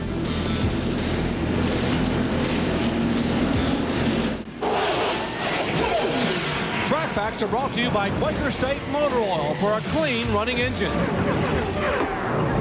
Okay, pretty chilly here today at Bristol, so you want to keep all your equipment as warm as you possibly can. This is the air gun that Bill Wilburn is using to change the front tires on Rusty Wallace's car. Normally, these sit on the wall during the race, but today it's back here next to this generator, which is producing heat, and the reason is because when it gets cold, this directional button has a tendency to become very hard to push. That's what controls which way the ratchet goes. You push it in, it'll go the other way. So they want to keep this gun as warm as possible so this button doesn't freeze up during pit stops. Now, one follow-up to our track back from Darlington. We showed you the air guns from the 5 bunch and about how they change theirs out about every 2 races or every 20 pit stops. Well, this is the anvil from one of those wrenches. And as you can see right here, it broke 2 days after we did that last track fact when the team was doing pit practice at the Hendrick Motorsports shops in Charlotte. This is the anvil here. When you put the lug nuts on, it goes one way. When you put it on, take them off, it reverses itself. You can see the wear in here. But this is how, when you see broken air guns during pit stops, this is usually where they break. This one broke during practice. You never lose a lap during practice. Boy, I tell you, you gotta love race fans. It is cold here. I won't say it's chilly. It is cold. The wind chill. The sun has come in and out, but the wind chill with the wind blowing, and that's one of the reasons Bill Weber was able to show us that they were keeping those guns warm with the generators. The exhaust was there, and the generator coming out heating the gun. Ray Dunlap. Well, guys, there's a very heated conversation going on down here with the NASCAR officials, Steve Meal and Jack Roush. What they're saying is, like I called on the pit stop, that Martin beat out Mayfield and Earnhardt, and that's not the way they're lined up on the racetrack. So they're going to go back and look at it. But they're saying that Mayfield beat the 6 car out of the pit area, and I don't believe that's the case. Well, Chip Warner, the NASCAR official, talking to Steve Meal and Jack Roush, and they'll relay their sentiments to the NASCAR tower. There's Chip holding the stop sign. Steve Meal just walking back toward our camera, checking with his pit guys. Jack Roush, who owns the car. Every position is so important. We've talked all day about track position, and just one position means a lot. There we see Brian Dehart talking to Steve Neal and Jack Roush, and Brian is talking to the tower. And they're discussing position number 14 on the racetrack. Meanwhile, there's Chip Warren that we talked about just a moment ago, the guy with the stop-and-go paddle. I was watching a replay of the 1979 Daytona 500 the other day. He was the flagman for that race. In 79? In 79. Yeah. Well, while they get that sorted out, safety car has the field in tow.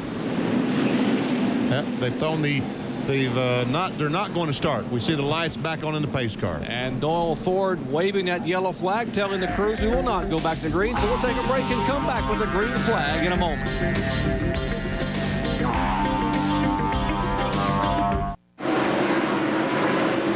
Well, half a lap ago, back to green, lap 306 this time, and caution flag number 16. Right now, 94 car, Bill Elliott is the leader. Chad Little in the 97, the John Deere car. Pontiac is running in second. 75, Rick Mast is third. Now, there are 5 cars that didn't make a pit stop, and the car number 22 of Ward Burton stayed out front. He's back in the lead lap now. He didn't make a pit stop. Now that's the rear shot out of the back of the Miller Lite Ford of Rusty Wallace looking back at Dale Jarrett. They are mired back in heavy traffic, back in 7th and 8th spot. They came out of the pit. Jeff Gordon, of those that pitted, he came out first. Rusty Wallace was second. Dale Jarrett third.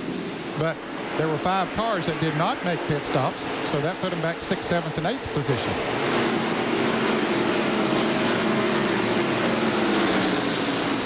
See, Terry Labonte is right there behind Jimmy Spencer, and Jeff Bodine is right there as well. 5 cars in there. Yeah, you mentioned Steve Grissom. He's right there with them. And Brett Bodine is not far behind him either. Brett had some problems earlier, but he's still right up there fighting. There's a Napa field summary. You can see where your favorite driver is running. On parentheses on the right is where the car started. Jimmy Spencer running 9, started 10th. Oh, trouble here. 25 and 9, Lake Speed and Jack Sprague. Caution number 17. And all those cars now are going to get a lap back. John Andretti's fence coming off of turn 4. Probably got bumped when he slowed down. So the 22, the 43, the 95, and the 10 all get a lap back. So those 4 cars Benny just mentioned get their laps back, and Jack Sprague gets a heavily damaged race car. The Budweiser Chevy trying to make its way to pit road. Of course, the 10 and the 44 were many laps down, but they got 1 of their laps back. And Ward Burton got his lap back, as did the car number 95 of Ed Berrier. And I tell you what, you got to feel sorry for the crew on this 25 car, because they have really had some tough luck. About 5 or 6 times this year they've torn up cars. I think the last 3 races, heavy damage to the car. Tough situation for the crew on this car. Now they're pushing the car behind the wall, trying to get out of harm's way. This is not the Budweiser crew. This is actually the 37 crew of Jeremy Mayfield. There we see Lake Speed.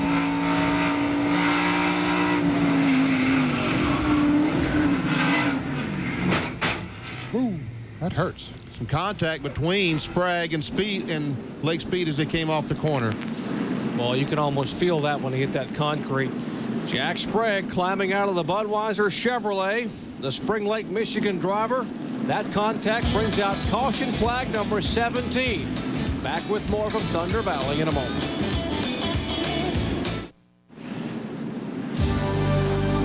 Our Speed Road coverage of the 37th running of the NASCAR Winston Cup Food City 500 from Thunder Valley, Bristol Motor Speedway, is being brought to you by AC Delco Automotive Parts. AC Delco is like buying time.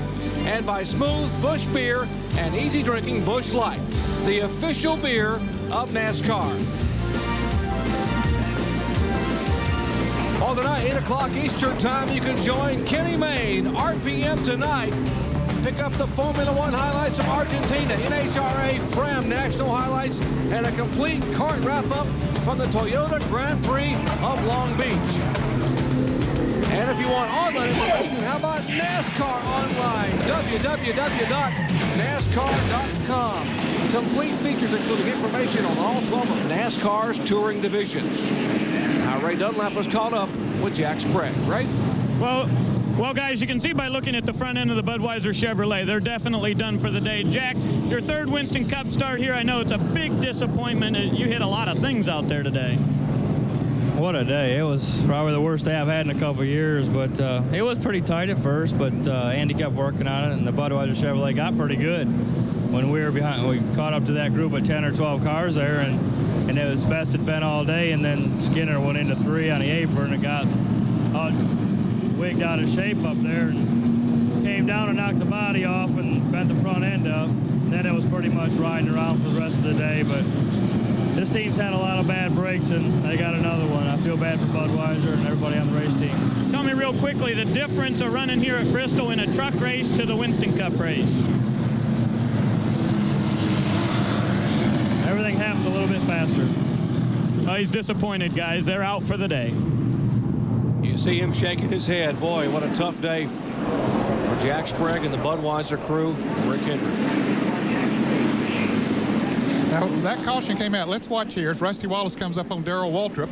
And look at him. He almost gets sideways there as he come up a little bit in a hurry. The caution flag was coming up. And behind this then, we mentioned that John Andretti had spun out. And there he is. Don't know if he got a tap from the rear. Dale Earnhardt was the next car behind him there. But anyway, John Andretti just spun down to the inside. That was after the wreck had already happened on the front straightaway. And there's the cleanup procedure taking place at the end of the front stretch. Safety crews here at Bristol Motor Speedway working hard, and we're working caution number 17, 3 away from a record.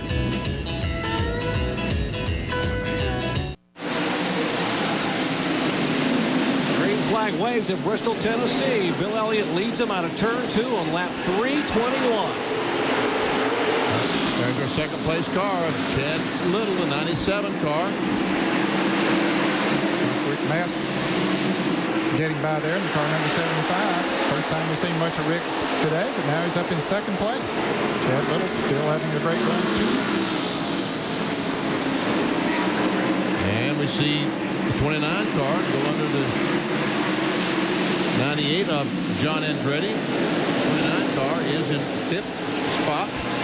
And there's the 24 car, the 2, and the 88. These are the cars that made pit stops, trying to their best to work their way back to traffic. And if they get a break and pass someone, it would really be good.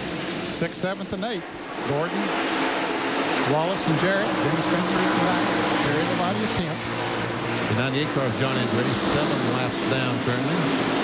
There he is on the outside, letting the cars go by. Bill Elliott is the leader. Rick Mast running in second place. Good run for Mast. And there goes Chad Little back around Rick Mast as his Pontiac takes the second spot away. Mast and Remington Arms forward of Butch Mock back in 3rd spot. And Jerry Kinlan said this morning on the 75 car, they changed 4 springs, 4 shocks, front sway bar, everything on the car. And said it's been pushing ever since we've been here. It will be loose today. Whether it is or not, I don't know. But they changed everything to make it that way.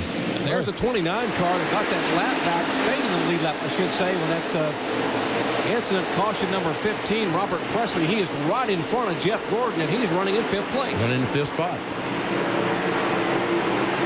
There goes Jeff Gordon diving to the inside. Can't quite get by. Now remember the 29, we've said it several times today, because there's several cars that are off sequence as far as pit stops are concerned, and the 29 does not have as fresh of tires as Jeff Gordon does. And after we run some laps, this car will start getting a little loose. Jeff Gordon hadn't made that pass yet. John Kernan, more on Bob Preston.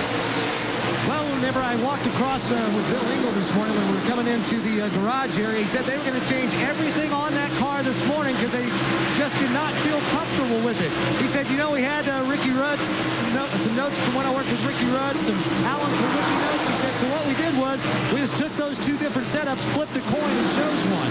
So it looks like it's doing all right now. Even though Robert's got some damage on the front end of that car, they're running pretty good laps. But as Ned pointed out, Robert, along with those other 4 guys up in the front that did not pit, they are out of sequence with the other guys. You know, look at Rusty Wallace, man. We talked about, I think Bill Weber said he made a chassis adjustment on that 2 car the last pit stop. I'm not sure it's helping the car. He doesn't seem to be able to pass as quickly as he could. How about Dick Trickle here? He's taking over 3rd from Rick Mast. Trickle, a good run in the Junie Don Levy Hollick Myers Ford. So Elliott the leader. Now Rusty gets on the, Jerry. Rusty gets on the inside of Robert Presley. Here comes Jarrett. He'll try to make that move as well. Rusty got down there once before and got completely sideways coming off the turn and couldn't make the pass. Now Jarrett makes a look to the inside. Presley slides high. Jarrett will take the spot away. Here comes Spencer down on the inside. And they are side by side in 1.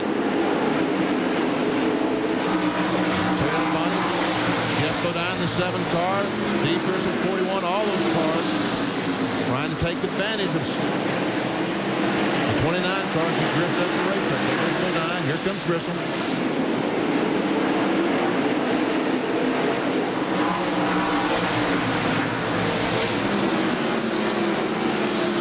Bill Elliott still just sitting out front riding as we watch this action back in the pack.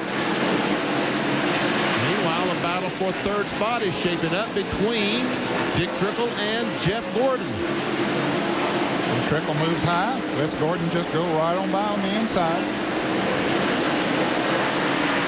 And Jeff will try to continue on and catch the 97 car of Chad Little, who's currently running in second spot.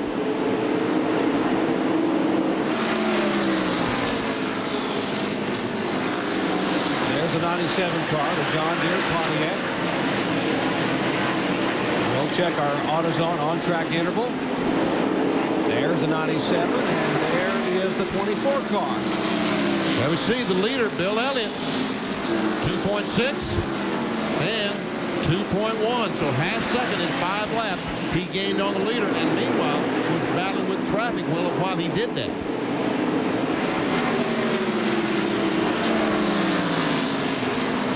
But again, Elliott's one of those drivers that has tires that's been on his car for a while.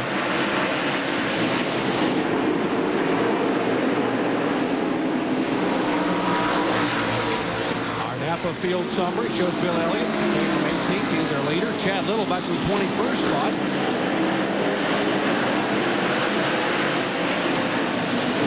See where your favorite driver is running, where they started. Earnhardt from 29th to 14th. Mark Martin from 23rd to 13th.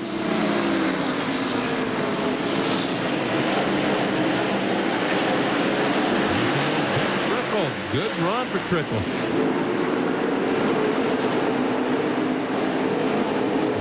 The next place, that's Lake Speed, and there's the Rick Mast car, currently running in 5th spot. He's about to be overhauled by Rusty Wallace. You can see Rusty coming up on him there. I wonder what that rubber in the left rear in that last pit stop did for Rusty Wallace, or did. As you said, I don't think his car is running as well as it was, at least on the bottom of the racetrack. Now he tries to pull up on Rick Mast. It should have, excuse me, Jerry, that should have tightened the car up, and maybe after they run a while, it should make it better. And I'm sure that's what he was trying to accomplish, get the car where it would be better in longer runs. Maybe be a little bit tight while the tires are still new, but after they run a while, it should help him as he goes by Rick Mast now and takes over the 5th position.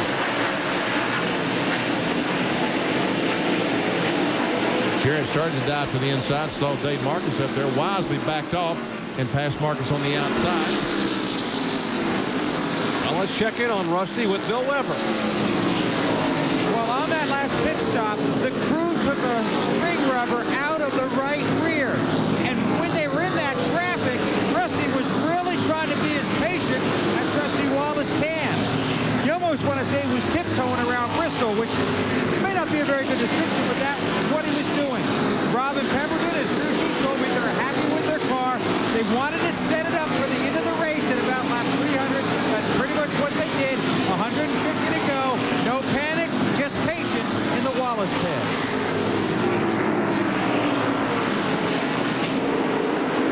Now let's check Rusty Wallace to see how he's doing with our leader, Bill Elliott. We see he was 3.4 seconds. 5 laps later, 3 seconds. So he gained 4/10 of a second in those 5 laps. He's closing in. We might mention for you Bobby Labonte fans. Bobby Labonte, the Interstate Batteries Pontiac, just pulled back on the racetrack after repairs. So now, right now, Jeff Gordon, the 24, has closed in on the 97 of Chad Little. And right on the back bumper of Chad Little.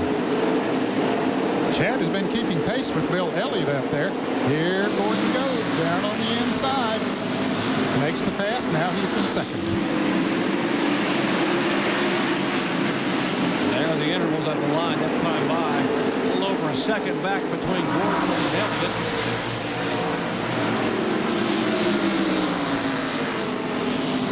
I'm impressed with the job Chad Little's doing, Ned. Having a great run in the John Deere Pontiac. A terrific run. As of last night, he was still concerned about wife Donna, who's back in Charlotte, 2 weeks overdue for their first baby. See, .96. Let's see what Jeff Gordon can do this time when they go by the start-finish line. Elliott goes by .82, so he gained almost 0.15 of a second. Rusty gained 1/10 of a second, or 0.12 of a second that lap. See, 082, 291. Let's check it again. 056, 0.3 of a second. 254. And we got a spin on the backstretch. Looks like Start of a 95 moves it around Ned. That'll certainly close it up. The intervals go completely away. Ricky Rudd trying his best in that 10 car to get a lap back, could not do it. And still no caution flag. No caution flag as yet. And Jeff Gordon has taken the lead. Bill Elliott slowed down, thought there would be a caution. Everybody else slowed down as well. And Gordon heads up, kept motoring, and now he's in the lead. We could probably give a call to the spotter on the 24 car, Dave Paxton, for telling Jeff, no caution, keep it in the mat. We'll see what happened to Barrier as he came off that second corner just a moment ago. There you see, just comes off the corner all by himself, gets on the accelerator, around he goes, he makes another 360, tries to keep it out of the wall, and does keep it out of the wall. And another driver's done a good job here today, Ben. He got a lap down one time, got it back, and was still in the lead lap when this happened. There we see Elliott coming by. He thinks taking the caution flag. He slows down. Kyle Petty drives away. Here goes Ricky Rudd by, and here goes Jeff Gordon by to take the lead. You're right. The spotter could get credit for that. So Tapman, a job well done. Less than 150 laps remaining here in Bristol, Tennessee. Jeff Gordon is our leader. Bill Elliott runs in second spot. Chad Little is third, Dick Trickle fourth, and Rusty Wallace in fifth. The man who's won the last two Food City 500s in a row, trying to hold on to make it three. Back with more in a moment. Alan Bestwick here. Join me for NASCAR Shop Talk after the race. Great NASCAR Winston Cup champion caps like these to go with NASCAR Winston Cup champions like these. Terry Labonte and Jeff Gordon with me. NASCAR Shop Talk right after the race. And give me my hat back. Thank you. And following Shop Talk today, we'll go to Amelia Island, Florida for the Bausch & Lomb Championships. Tennis. Yeah, we're going to get volleying in a hurry.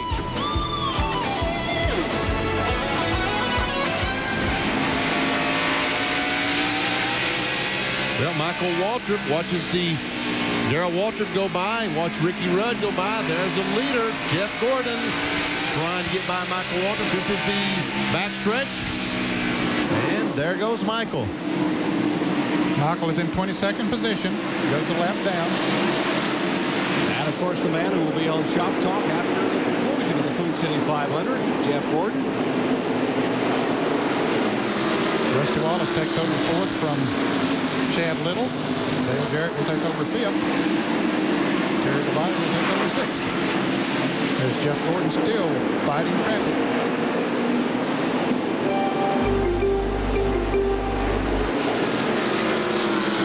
Gordon, our leader. Elliott running in second spot. Our Napa field summary. You can follow where your favorite driver is running, where they started, and where they currently are in the field.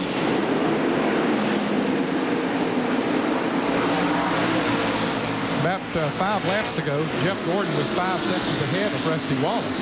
But now, that's been trimmed down to a little over 3 seconds. Jeff got in that heavy traffic that is still in right here, and that has cost him a lot of time on the racetrack. Rusty will have to deal with that traffic, too, when he gets up to it. See Mike Skinner very slow on the apron of the racetrack. Looks like he is done today in the Lowe's Home Improvement Chevrolet as Darrell Waltrip goes a lap down to the leader, another lap down. A little bit of nostalgia. Those of you who just joined us late on Darrell Waltrip's car, those are the colors of the Budweiser car. Darrell drove in the middle 80s. The first of 5 different color schemes you'll see in that car for the remainder of 1997, celebrating his 25th anniversary. Unfortunately, then, he's not running that well today. Well, he's been in and out the pits a lot on green flag, Jerry. He's being shown in 29th position, 15 laps behind the leader, Jeff Gordon. And there we go. Jeff Bodine trying to get by Jimmy Spencer. It looks like we've seen this all day today.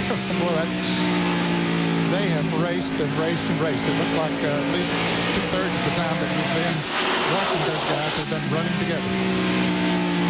So Bodine was able to get by. Now can Mark Martin get by? He comes up, gets up the inside. Steve Grissom, the 41 car, trying his best, trying to follow.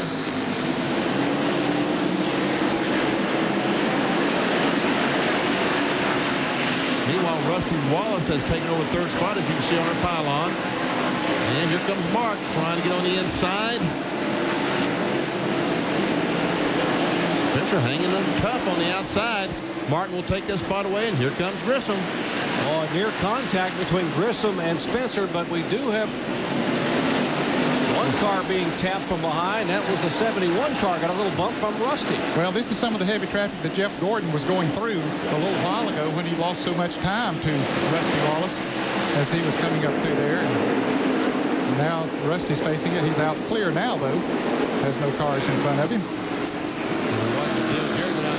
Morgan Shepherd takes his car. He's going to pits on the back, but he's slow on the inside of the racetrack. Now Jeff Gordon has picked back up to over a 5-second lead over Rusty once again. Because, as you said, Rusty had to get in that traffic too, and it cost him the same amount of time it cost Gordon. Well, they show you our interval from the leader. There is Jeff Gordon, Bill Elliott, a little over 2 seconds back.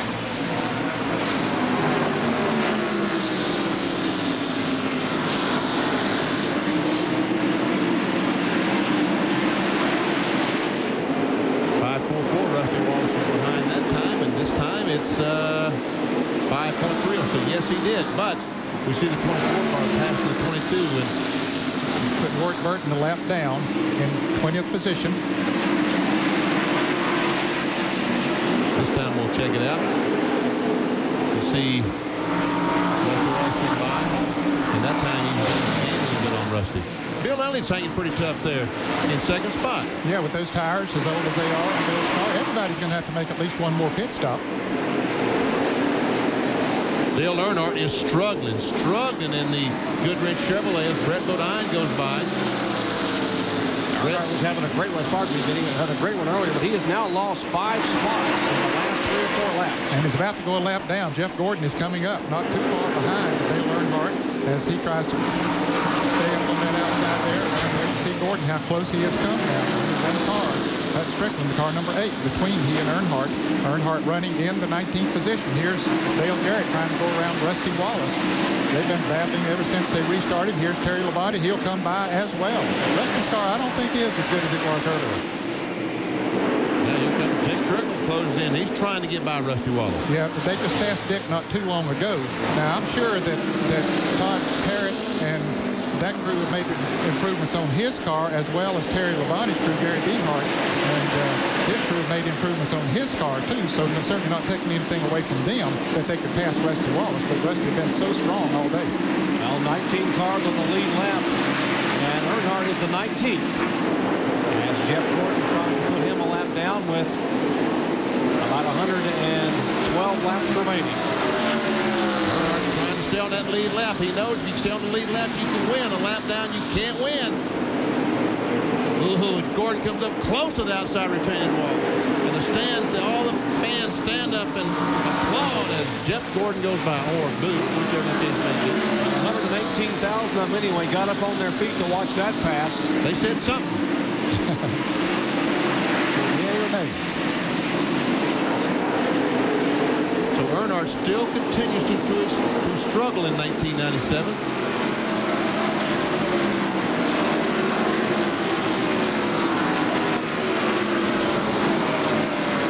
This is one of the longer green flag runs that we've had. Let the field go by here and see where your favorite driver is on the racetrack. You see Ted Musgrave got his car. That's going to be a rolling race. Second place car who won this race back in the spring, 1988.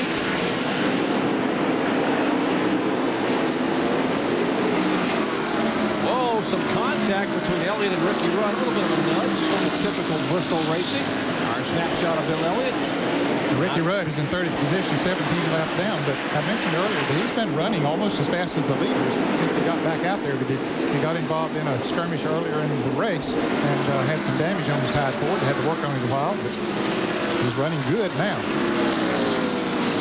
There's their third place car, Dale Jarrett. And Ned, we've been running about 100 laps these cars have. Yeah, this is the longest that they've been out there since they've been in the pits. Well, next time by, they will actually have run exactly 100 laps. Getting nice calculation. He must have borrowed Bob's calculator. They pit on lap 295, and it'll be 395 next time by. There's their fourth place car, Terry Labonte. Fifth place car, Rusty Wallace. And then behind him is Dick Trickle in the car number 90. Down here today. side. What a run he is having. He's hanging on to those Winston Cup points and could really improve himself today with a good finish. There's the QVC LA West sponsored car. 6-car Mark Martin is their 8th place car. Is Bodine. He's on the inside of Joe Nemechek and goes by the Bell South Chevy. Nemechek is the 21st speed, 1 lap down. Now we see our 8th place car, Mark Martin. Then comes the 9th place car of Steve Grissom, the Kodiak Chevrolet. He's hanging in there. Had a good day so far. And there's a 10th place car of Chad Little, the car number 97. Chad started back in 21st. That was high as 2nd. And running 10th. There's Spencer. He still continues to try to run that high groove. He is our 11th place car.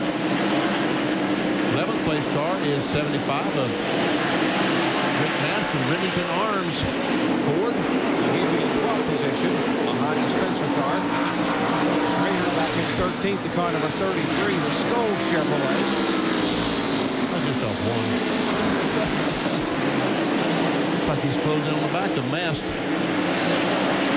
Mayfield, 14th place this afternoon with Kmart. R.C. Cola. And here comes Brett Bodine. He's not too far away. That's a battle for 14th spot. Amazing we still got that many cars on the lead lap. But we've had a lot of caution flags, but still all that trouble. And the last car on the lead lap is this car right here. Bobby Hamilton, car number 43. And you can see the leader right behind him about to put him another lap down. Or a lap down. He'd been a lap down once before, got back, and now he's about to do it again. That's Michael Waltrip, Sitco Ford right in front of him. He slides high. Hamilton goes downstairs. So will Jeff Gordon. Less than 100 laps to go now at Bristol, Tennessee. And those are the 16 cars you just saw on the lead lap. As the final 100 laps at Thunder Valley coming your way. 37th running of the Food City 500. Jeff Gordon trying to make it 3 in a row here on the high banks at Bristol. We'll be right back. Stay with us. Back at Bristol Motor Speedway, 18th caution flag today coming out on lap 409. This beautiful shot of the field slowing down atop this Rose Bowl of racetracks, courtesy of the fine folks at Pennzoil, the Pennzoil Copter Cam.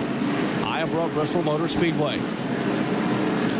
Now, a time correction on RPM tonight. It's going to be on at 6 o'clock Eastern time. That'll be at 6 Eastern time. And Kenny Mayne will have Formula One highlights from Argentina, NHRA, Fram National highlights, and a complete kart wrap-up from the Toyota Grand Prix of Long Beach, California. That's Kenny Mayne and Company, RPM tonight at 6 o'clock Eastern time on ESPN2. Now, there was a caution flag, but no crash. Morgan Shepherd had a flat tire or something and stopped on the racetrack. That's why NASCAR had to throw the caution flag. Cars racing back to the line. Here comes the leader, 24 car, the 36 of Derek Cope, trying to get a lap back. Did he make it? He's going to be close. Where's the line? Where's the white line? I think he's going to make it, didn't he? Yes, he did. He sure did. He made it. Pit stops. Good move by Derek Cope. Let's check into the pits with John Kernan. The caution came at a great time for Bill Elliott. They were going to have to pit about 15 laps from now. Right side work already done. No changes on the top car. Left side tires on. Let's go down to Jeff Gordon, the leader, and Bill Weber's pit. Right sides are on the DuPont Chevrolet. Left side's going on. 1 can of fuel. Elliott begins the parade down pit road. Now Gordon is down. He will beat the 94 out. 18.7 for Gordon. To the back pits and Ray. Mark Martin just brought the Valvoline Ford in. The car that needed this pit stop the most, though, was Dale Earnhardt. They said his car was very, very tight. He just couldn't turn it in the corners. Again, no chassis adjustment to the car number 6 here, so they're going with tires again. Mark very happy with his race car.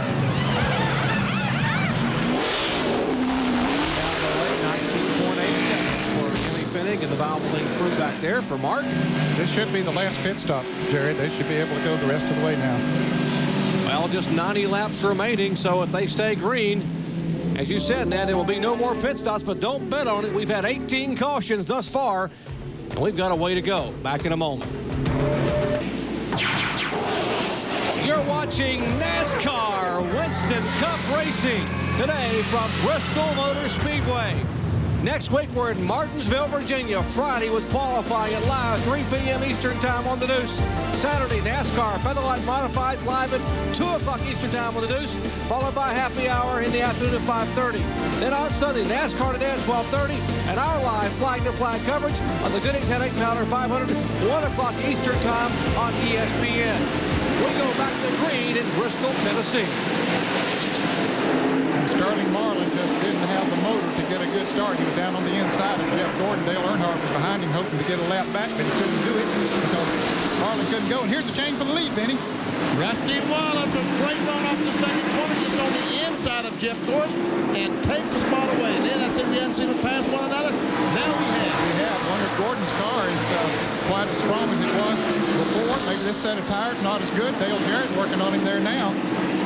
Let's check in with Bill Weber. And I think it might be that Rusty Wallace's car is a little bit better. When the caution came out, he mentioned to his crew, he told them, I wish I had that spring rubber back in there. So they dropped 2 pounds of air pressure on the right rear tire, and Rusty is flying. DJ looking at the 24, trying to get into second, see if he can chase down Wallace. Talked about what a great run that Dick Tripp in the 90 car and the 41 of Steve Goodson was having. I think both those cars were black flagged for speeding on pit road or something. They have fallen back to 17th and 18th, and evidently they were black flagged for something they did on the route. I'm assuming it was speeding on pit road. Meanwhile, on the racetrack, great battle for second spot. Dale Jarrett inches away from Jeff Gordon. Took a look under him like 2 laps ago off turn 2. Now Gordon pulls away by about 3-4 feet, give it.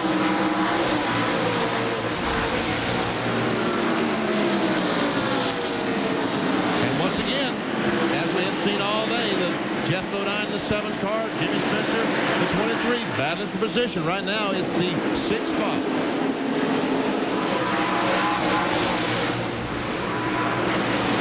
All right, Ned, with fresh rubber, the speed should be up. Let's check the speed as they come by. Yeah, they definitely should be up from what they were before. Yeah, over 118 miles an hour.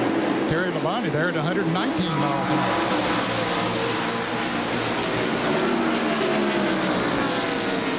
Jeff Gordon, he thinks his car is going to come in, but he needs... And there's trouble behind that. 23 and 7 finally got together up in turn 4. And there's so much smoke that they can't see. The 75 car makes contact with the 98. And here's Wallace. Here is Gordon and Earnhardt coming through. Jeff Gordon up high. Earnhardt dives low. Got his lap back. And Earnhardt got his lap back. Went all the way back to the bottom of the racetrack and by Rusty Wallace.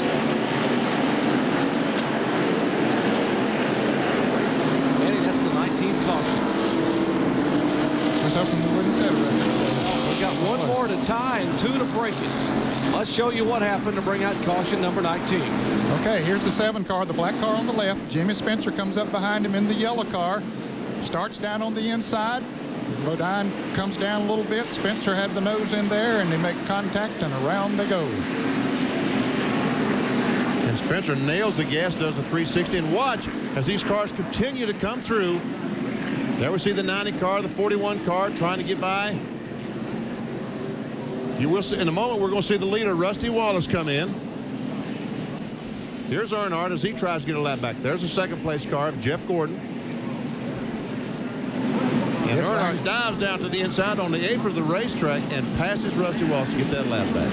Well, he just turned left and nailed the throttle. Let's go down to Ray Dunlap in the Earnhardt pit. Well, guys, you called it right up there. It was a huge break for Dale Earnhardt and the Goodwrench crew. But look at this tire. This was the last tire that they pulled off the race car. Everyone was wondering, why are they going backwards so fast? The tire was blistering, and Dale just couldn't hold on. A big break for Dale Earnhardt. Here's Jeff Bodine in the pits in the front straightaway. The QVC crew now, Pat Tristan and company, going to work there. Well, he had some contact with the left side of them. He hit the wall with the left side, so I guess the toe end's messed up. They're going to have to adjust that. Yeah, bad break for Jeff Bodine. He had run in the top 10 just about all day long. Tough break here for him. The LA West QVC car for Bodine. 425 laps are complete. 75 laps remain. They all pitted on lap 410, so you got to believe unless someone has a problem, They're not going to lose that valuable track position. Well, Dale Earnhardt's pitting on the backstretch, but he's the last car on the lead lap, so that's a good, smart move by him. And I think Derek Cope also pitting back there on the backstretch. He come in. They have nothing to lose, everything to gain. Now, fresh rubber on the Goodrich Chevrolet. He, as you said, Ned, is in 16th spot. Back with more from Thunder Valley in a moment.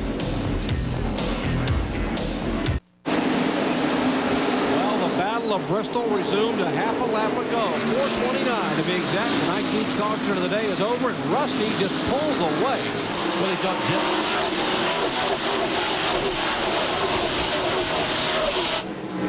Gordon caught on the outside of the lap car, Ward Burton. And right now, Dale Jarrett closes up once again, closes in on the back of that Chevrolet, trying to take that second spot away. There's a battle for position as Chad Little under the... Battle for second. Dale Jarrett put him in second. Jarrett goes around Jeff Gordon, taking second spot away. Terry Labonte moving in on that bunch. Let's check in with Bill Weber.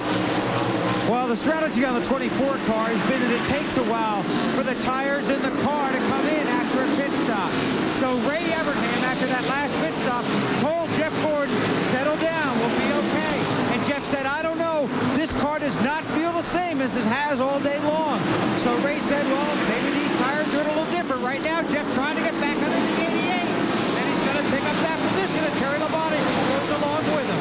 So we'll have to wait and see if Gordon's car is getting better as the laps go by.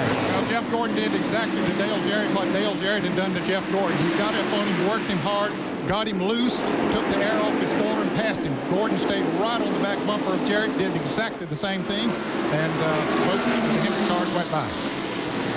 Well, let's check in once again with Bill on Dale Jarrett. Dale Jarrett may have a tire going down.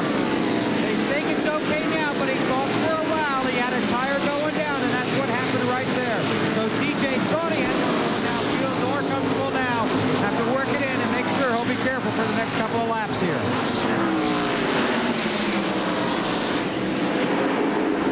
All right, that twosome, that Hendrick duo of Gordon and Labonte reeling in Rusty Wallace. That's the interval right there, 1.51 seconds back for the 24 car. I would guess that Jarrett, thinking he had a flat tire, was the fact that Gordon got up under his rear bumper and just made him so loose that he thought he had a flat tire. Those two cars, I'm told, are gaining on Rusty Wallace. We see 1.42. Let's see, 1.36, so 0.08 of a second closer that time. 63 laps remain here in Bristol, Tennessee. You see, Terry Labonte is not getting close enough to Jeff Gordon to get him loose. Like Ned was talking about, that would not be something good to do to your teammate that time. Almost a third of a second they gained on the leader. A little bit of traffic there. The Dave Marcus car, they clear that. You see Dale Jarrett's car, top of your screen. Chad Little is running in 5th place. Mark Martin is 6th. Passing those cars, we see he lost 0.2 of a second.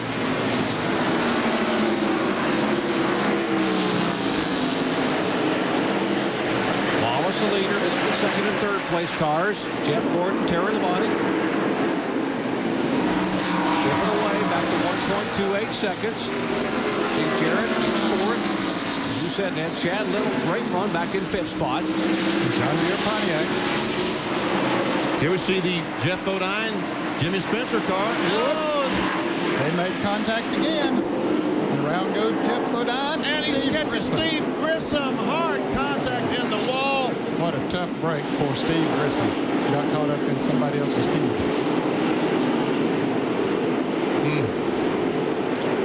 Saw some contact a few laps ago between Spencer and Jeff Bodine, and that time also, once again, we see, I just hope that Steve Grissom is okay. We see the left rear tire of Grissom. He had heavy contact in the wall. The window net is down. That's good news. You see Steve moving around inside the car. What a tough break. All right, Steve. Tough break, buddy. Oh, man, don't get any tougher than that. It doesn't sound like a thing. All it hurt there just knocked the wheel off the left rear. Well, it could be that the wheel... Hurt, I promise. But, yeah. Steve Grissom said it's hurt. The wheels don't come off, Gary, unless it's got a hub or a stud hooked to it. That's right. I know. I'm talking about the body. It just caught it about a couple inches. Now, we were following the 7 car of Jeff Bodine and watching the 23 car of Jimmy Spencer move in. This is down the backstretch. Here comes the 23 car. They come off the corner. Spencer goes by on the outside. Here comes Bodine. They come off the corner, and there's some contact. Now, here comes the 41 car and slams in that outside wall. We did not see that. We'll see it from a different angle. And Spencer's car gets up on the wall there. Yes, it did. Right side came off the ground. He stays out there, but boy, he could have some front end, toe end damage to his car. Well, Spencer kept on going. He's still in 7th place, as you said, Ned, but he took a lick on that wall. We saw some sparks fly.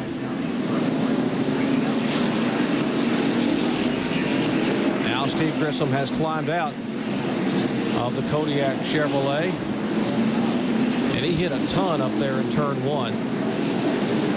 23 was trying to wreck each other, weren't they? Yeah, they won't both of them in the trailer after the race. He started to go to the bottom, but he made it back. I would see Steve limping as he leaves. Well, there's what's left of Jeff Bodine's QVC Ford. Well, we have tied the records for caution set in the spring of 1989. 20th caution flag. After 444 laps, Rusty leads.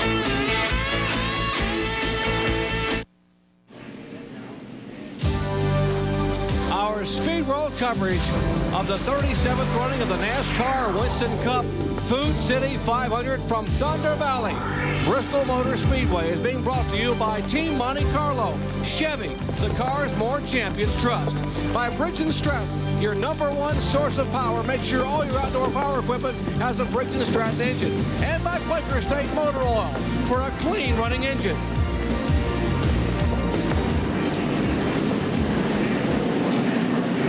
There's a car number 23 coming in for a tire change. It's just been on pit road. He actually stopped twice because he was far back in the field. They had to change 2 and then catch up the field, came back in and changed the left side this last time. So now Spencer has 4 fresh tires on that Ford. He probably has got a toe-in problem as well because there's pretty heavy contact with the outside retaining wall. We saw the right side jump off the ground.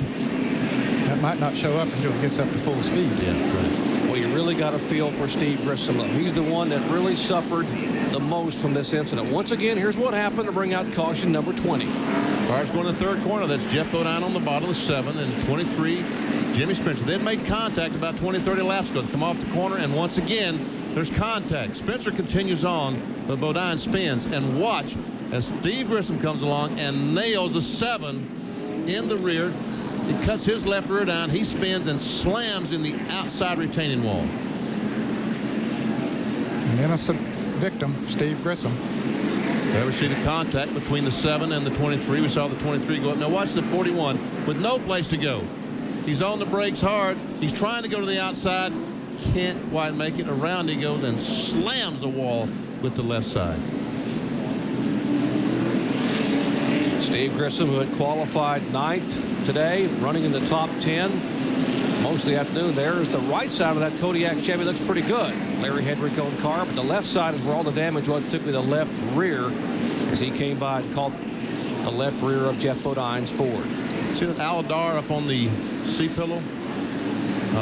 Year 2000. It's a computer outfit that they said they've got it figured out how to convert all the computers to put down 2001 or the year 2000. Because that's supposedly going to be a huge problem for banks and people like that, everything is dated. How to convert from 1999 to 2000. Yeah. Oh, there's Rusty Wallace weaving back and forth. Doyle Ford has given the signal 1 lap. We'll be back under green. He's Mr. Bristol in the 90s. 14 races, 4 wins, 8 top 5s, 11 top 10s, 3 poles, and 15 qualifying attempts. Now remember, Jeff Gordon and Terry Labonte were gaining on him right before that caution came out. They'll have 50 laps to go when they take the green flag. Well, buckle your seatbelts. The Battle of Bristol is about to get serious. 50 laps remain Actually, they'll take the green on lap 451, makes it 49 to go. After 20 caution flags, here they come out of turn 4. Rusty, Jeff, Terry, Dale, and Chad.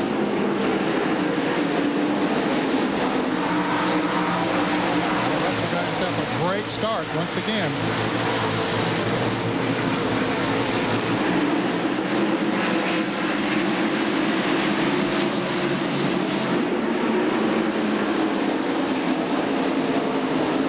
It takes a couple laps of that 24 car, the DuPont Chevy, to get up to speed.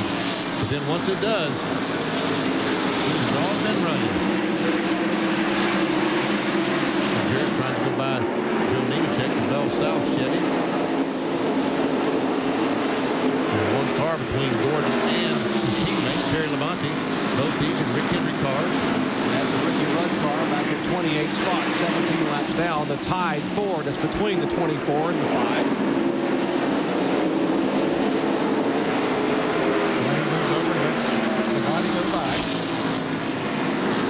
Those guys race for the lead. Ooh, Dick Trickle very high.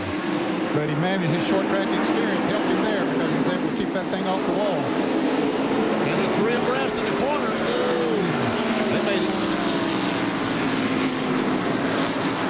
Napa Field summary showing you where your favorite driver running. Dick Trickle from 19th to 10th. I know you folks didn't see that, but trust me, it was exciting. It was. Now the 5 and 24, they get hooked up, and where Rusty is pulled away, about 12, 14 car lengths, and it looks like it's about the time the 24 car begins to come in. Mark Martin just moved around. Chad Little took over 5th. Mark Van Batten got back pit situation all day long. He shouldn't have to make another pit stop, so whatever he's got now, he can show it and come out of here. Terry Labonte, Kellogg's Chevrolet, 3rd place currently. Tries to close down on the 24 car. Bill Weber? First of all, Jeff, what happened out there? Well, I mean, it's pretty obvious, wasn't it? Spencer ran into me. I passed him a couple times during the race. No contact. We did one time, but I got run through from behind. But he just flat run into me. That was really stupid. I'm not whining. I'm not bitching. I'm just stating a fact. That was stupid. Ain't the first time he's done that either. I normally kind of smooth things over. It's time to tell the goddamn truth. Excuse my language. He ran into me. What happened after that, I hit him on the caution on purpose. That was for sure. After that, my steering broke coming off turn 4. We fixed the thing, but the tie rod broke, and I hit him and a bunch of other guys. But they're going to talk to me. They're going to have a talk with it in the trailer, but that's fine. But he ran into me. It's about time, I guess, somebody told the truth. He's wild out there. He's crazy. Ridiculous. Okay, that's about all Jeff has. John Kernan, I believe, is with Steve Grissom. Steve Grissom has been checked out in the infield care center. He's limping. Steve, are you okay? Oh, yeah, I'm fine. Just come in and had him check my foot. But I'm fine. It's an unfortunate deal for this Kodiak team. Had a good car today. Wasn't able to capitalize with it. The ankle that he injured was his right ankle. It's the same one he injured at Atlanta, and it is swollen right now. And you can see Steve kind of limping off, getting ready to go change clothes and head for the home. Boy, well, a moment ago, a close call for another car. We could have had caution flag number 21, as you heard the truth from some of those drivers, the Bobby Hamilton machine. He goes in the corner, goes up. He and Trickle and Jeff Bodine comes in, gets in the back of him, and watch this. He might have brushed the wall, but no heavy contact. That was Brett Bodine in the car number 11 that made contact with him there. There's our leader. 35 laps to go for Rusty Wallace. Gordon seems to be closing in a little bit, guys. He's pulling away from his teammate Terry Labonte and closing in on Rusty Wallace. Mark Martin's closing in on Dale Jarrett. So a lot of racing up here in the top 5. Here we go. We'll check up the line and see. 0.85 of a second, 85 hundredths of a second. Jeff Gordon's behind Rusty Wallace. Now the next time by, we'll check that again and see what it tells us. Here they come off turn 4. There goes Rusty. Here comes Jeff, 0.83, almost the same.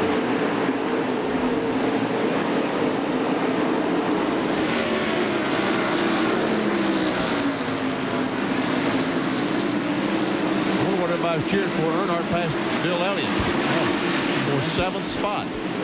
Well, he got that lap back on that previous caution flag and now is all the way back up in 7th position from high atop Bristol Motor Speedway. With the Pennzoil copter cam shots. The sun is out and the shadows beginning to show. But this crowd of 118,000 today has certainly got their money's worth. When we come back, we'll see if Gordon can catch Rusty with just 30 to go. Back in a moment. Back at Bristol, Tennessee, laps winding down, 22 to go, and Gordon is on a tear. Jeff Gordon has closed the interval, cut it in half the last 3 laps. We can see just a few car lengths, just a couple of car lengths between he and Rusty Wallace in heavy traffic right in front of him. There's Gordon on the outside. Wow. Several lap cars in front of these cars. And we're going to see a little bumping and grinding here, folks, once again. Those cars up there trying to stay out in front of the leaders, and the leaders jockeying around trying to stay in front of each other. We told you at the top of the show, Bristol is beating, banging, bumping. Short track at its best. Gordon dives down to the inside. Meanwhile, Rusty's on the outside of barrier.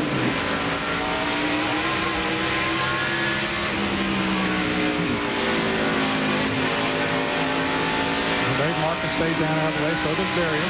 That took care of that portion of the traffic. Coming up on David Green. David won't give him any pits. Stay out of the way.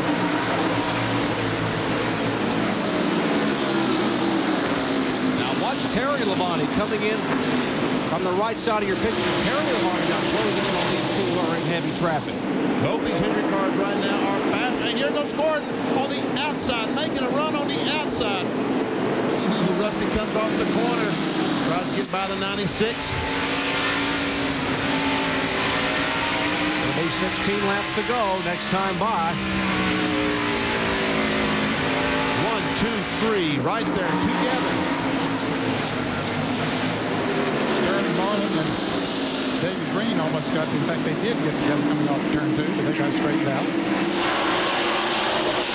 A flash by Rick Mass, Remington Arms Ford, and now there's some clear traffic. If Gordon wants to make a move, this is his chance. Here he goes. He's looking. He can't quite get there. Rusty dived down to that inside groove, said that's mine for the moment.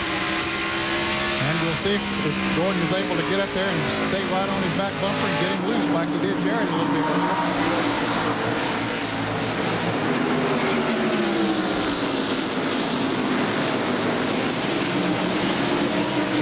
You see the Terravani giving Gordon a break. He's not getting in close, getting him loose. He's letting him get Rusty Wallace loose. He thinks if he gets by, if Jeff can get by, he'll be able to follow.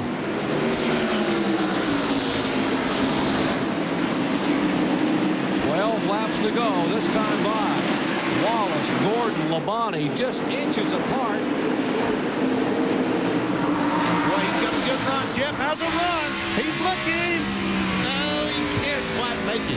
Rusty slipped a little bit coming off of turn 2, but it wasn't enough for Gordon. Boy, he's got him loose there. A little bit of bumper tag that time between the 24 and the 2. It'll be 10 to go next time by for the Miller Lite Ford of Rusty Wallace. His car really slipping and sliding now coming off the corner. Yes, he is. That car is not handling the way it was earlier in the race. As a matter of fact, Rusty's driving so defensive right now that Dale Jarrett and Mark Martin are going to catch him as well. Yeah, they are. They'll be there before it's over. They are catching up to them. They were about 3 seconds behind. They cut it down to less than 2. And there's still 9 laps to go.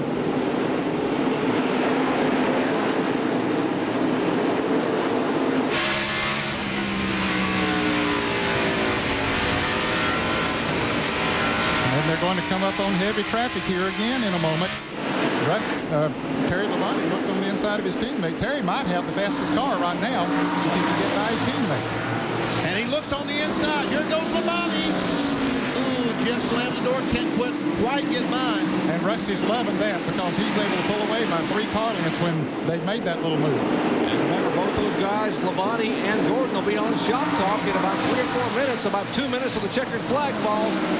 Top of the hour, 118,000 people on their feet here at Bristol Motor Speedway. 6 laps remain.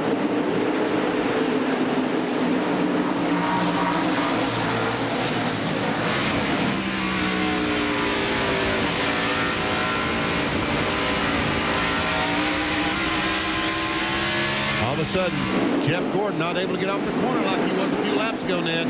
Those tires have been on there now for almost 100 laps, so they're all getting a little bit squirrely out there as they head off the turns. And boy, Rusty Wallace doing a great job of protecting that inside line.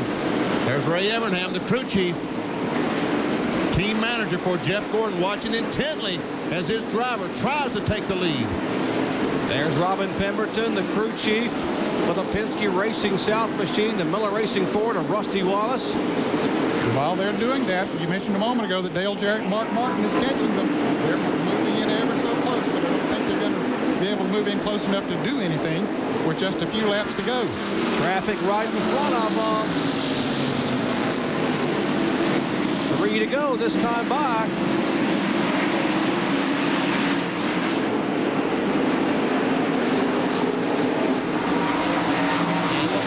On the inside of Gordon. Tries, can't quite do it. Actually, that was 2 to go, so they will wave the white flag on Rusty Wallace. 0.533 miles away from win number 2 in 1997. And heavy traffic right in front of these cars. I don't know if it's going to play into anybody's hand. Gordon takes a look again. Rusty comes down, slams the door. Gordon on air. Here comes Jeff Gordon to take the lead. Gordon takes the lead. Rusty slips. Jeff Gordon will win at Bristol, Tennessee. Wallace second, Labonte third. Look at Evernham. He is. Look at him, man. Wow. Ray Evernham is ecstatic. Unbelievable. Less than a quarter of a mile from the finish. Rusty gets high, slips the car. Let's go down to Ray Dunlap. Ray Evernham, how can that possibly happen out there?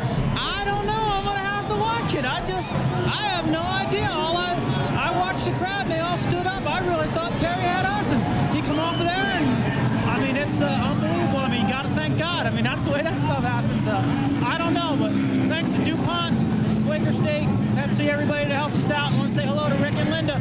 Boss, I hope that didn't hurt your heart. It hurt mine. Man, 2 teammates up there fighting for the lead, and Gordon pulls it off. All right, here's the replay of that final lap.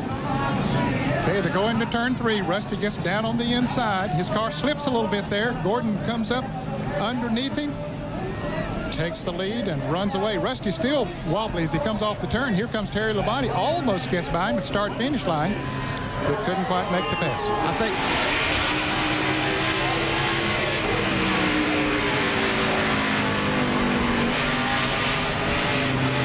Did they make contact? I don't know. I really don't know. I don't know if Rusty might have touched the apron with the left front or there was some contact back there. I really can't tell. They tell me that if you touch the apron with the left front, it really kicks the back end out, something that some of the drivers were concerned about. Maybe 3.5 feet at best, the separation between the 2 and the 5. A reaction over in the Gordon pit. Is Ray Evernham happy or what? Yeah, they... And there's a big smile on the young man who has won his 3rd straight Food City 500. Yeah. Woo! Yeah. Let's go down to our McDonald's winner circle and hear from Jeff Gordon. Bill? Jeff Gordon, that's amazing. Congratulations. That's 3 wins in a row at this race. Tell me about the last lap. Well, that certainly was interesting because not only was I trying to get by Terry or Rusty's his name. Rusty, I mean, he was tough all day. I knew he was going to be the guy to beat, but I was trying to get by him, but then I had to worry about Terry. And, you know, that set of tires wasn't as good as the time before. I was a little bit tight, and then I'd get loose. But I tell you what, I got to thank these guys on this DuPont Chevrolet. They did an awesome job today in the pits. and gave me a great race car. And, you know, it was pretty tight down there. I mean, that's what Bristol's all about. You get down the closing lap at Bristol, and it's any man for himself. I've seen it done many times. Were you concerned on that last set of tires that your car was not going to come around to you? It really didn't. It never really came as good as it was earlier, but it was still good enough to catch Rusty, and that's all I needed. Well, congratulations. That's a great win for you. And Ray had said late in the race that his money was on you. Well, he better put his money on me, but that doesn't mean it's going to be guaranteed every time. But I put my money on him, and I tell you what, these guys have been great, and really proud of this one today. That's Jeff Gordon in victory lane to John Kernan with Rusty Wallace. Rusty Wallace is over by the gas pumps now after your second-place finish. And Rusty, what a wild finish. What happened there? How did he get around you? Just a lap car down there in turn 1 and 2 with the last lap, checker flags waving or white flags waving, and a 23 car was on the bottom of the track there, and we all had to go around the outside of him. And when that happened, it let him get up on my rear end, and he get close to me. Then I got down to turn 3 and got one of those old love taps, and I got up the racetrack a little bit and got second. That's about it. Well, it was still a good run for Rusty Wallace, finishing second place today. Let's go upstairs, Jerry. Well, we talk about how close it is at Bristol and what the action is like, Ned and Benny, but that was one whale of a finish. You know, Bruton's going to have 130,000 seats here in August. That ain't enough, Bruton. I'm telling you, it ain't enough. Well, that's 118,000 that enjoyed it today. They're going to go home and tell their friends. We come back in August, 130,000. That's not what Jeff Bird wants to hear. More seats, more work, but great action here at Thunder Valley. We'll come back and talk to some more people after this. Don't go away. Back at Bristol Motor Speedway, we've just seen an incredible finish here in the Food City 500. A program reminder, coming up next will be Shop Talk. Those of you expecting to tune in and see the Bosch and Lom Championship final, that'll be coming up at the conclusion of Shop Talk. Mary Pierce taking on Lindsay Davenport from Amelia Island, Florida. Let's go down to Ray Dunlap in the pits. Well, thank you, Doc. I'm standing here with Terry Labonte, and I'll tell you what, that's another championship-type caliber run out there. We think you might have had the fastest car. Well, there at the end, the car was awful good, and I almost got by Jeff there once, and didn't get by him, and then he got by Rusty, and then I didn't get by Rusty. So it was a good run for us. Our Kellogg Chevy ran good all day, and we stayed out of trouble, and I'll tell you what, it was tough out there. The traffic was tough, and the guys did a great job in the pits, and the car just worked good. Well, congratulations. Another good run, and John Kernan standing by with DJ. Fine fourth-place finish for Dale Jarrett. Dale, good run for you today at this short track. Yeah, I thought we were going to be ready to win the race towards the end, and I got by Gordon, and then I got real loose getting into 3, and he and Terry both got by me. Last set of tires just didn't work like I wanted to. We didn't make any adjustments the last stop because I thought the car was where we needed to be.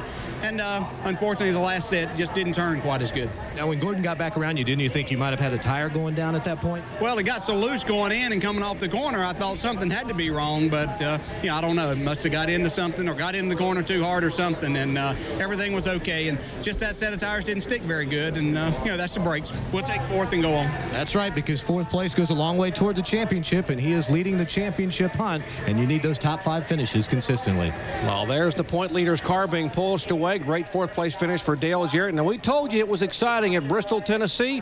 Let's recap some of the action today here on the high banks at Thunder Valley. John Andretti, the 98 car, gets a left tap from Robbie Gordon. There we see the 10 car. Ricky Rudd by himself. He lost a lot of laps. Jack Sprague, Robbie Gordon. Gary Bradbury. No. Kenny Wallace, they got together. There's Dave Marcus spinning around, the 30 car of Johnny Benson. And look at this action. Dale Earnhardt and Kyle Petty get together a little bit. Brett Bodine goes in the spin cycle.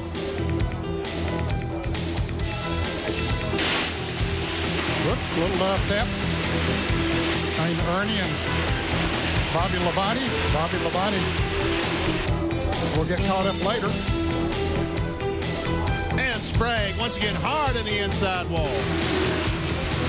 And Barrier goes around. And Rusty Wallace goes around. Jeff Gordon, that is. Spencer and Jeff Bodine. Boy, they were into it all day long. They're in the truck now talking to NASCAR. Earnhardt and Chad Little there. And the finish. Rusty Wallace had a little love tap there. Jeff Gordon comes around and takes the win.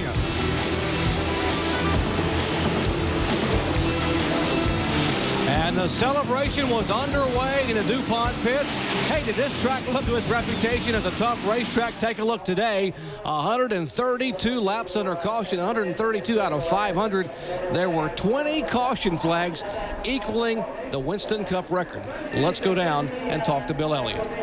And Bill Elliott, your 500 starting a great run for you here. Well, we led some. You know, we weren't the quickest car, but I'll tell you what, we had a good race car. You know, the thing about these guys, they put some good race cars under me this year, and if we can just get just a little bit of good luck.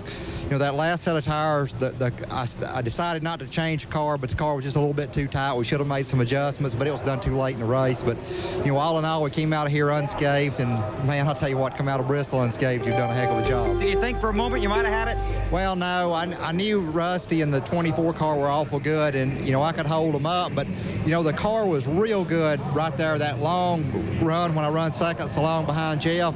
I wasn't hardly as good as Jeff, but it wasn't bad. I'll tell you what, we had a good race car. Okay, we'll see you next week. See you next week, guys. To Ray. Well, thank you, Bill. Chad Little has climbed out of the John Deere Pontiac, an 8th place finish tonight. Good run. I appreciate that. You know, I want to say thanks to all the guys at the shop. They did a great job in preparing the car and made several changes after happy hour last night. And Harold Hawley, our crew chief, made some good guesses, and talking with Clyde back at home, he's not feeling well, and just want to say thanks to John Deere and all their employees. I mean, this has been feels good, you know, to start a new program and then improve every year to get to this point. It feels real good, and hopefully it'll continue. Now, as secretary, he's gotten a couple of dozen roses for getting the postmark in time. The driver's doing a great job. The crew's really come together. You got to be happy with it. Yeah, we are. In fact, the secretary, you know, she's really informed us now that she's got promoted up to general manager instead of office manager. Congratulations. Back up top. Great run for Chad Little, and in great he deserves that smile. Our results today, 43 started and 15 finished in the top in the lead lap. Of course, those yellow marks out there means that those drivers led the laps, and Rusty Wallace led the most laps. Look back 16 through 30. Derek Cope, 1 lap down. Go back to Dave Marcus, finished 30th, 32 laps down. 31 through 43, see those that finish out. And Jeff Burton, who won last week, finishes 42nd today. NASCAR Winston Cup points. Dale Jarrett holds on to a 90-point lead over Terry Labonte. Jeff Gordon moves up 2 spots from 5th to 3rd. Bobby Labonte drops back a spot. And Earnhardt up from 10th to 8th. How about next week? We got racing action coming your way. NASCAR Winston Cup qualifying live 3 p.m. Eastern. Featherlight Modifieds live 2 o'clock on Saturday, followed by happy hour at 5:30 p.m. Eastern. Then on Sunday, NASCAR Today, 12:30 p.m. Eastern time on the Deuce, and our live flag-to-flag coverage of the Goodies Headache Powder 500 at 1 o'clock Eastern time. Coming up next is Shop Talk. We got the winner of the race along with his teammate Terry Labonte, who finished 3rd, followed by Bausch & Lomb Championship Final. Mary Pierce taking on Lindsay Davenport from Ely Island, Florida. For John Kernan, Bill Weber, Ray Dunlap, Ned Jarrett, Benny Parsons, and our good buddy Bob Jenkins, who'll be back next week at Martinsville, I'm Jerry Punch, congratulating Ray Evernham, and Jeff Gordon on his 22nd career victory. What a great one today at Thunder Valley. This has been a special presentation of ESPN, the worldwide leader in sports. So long, everyone, from Bristol Motor Speedway.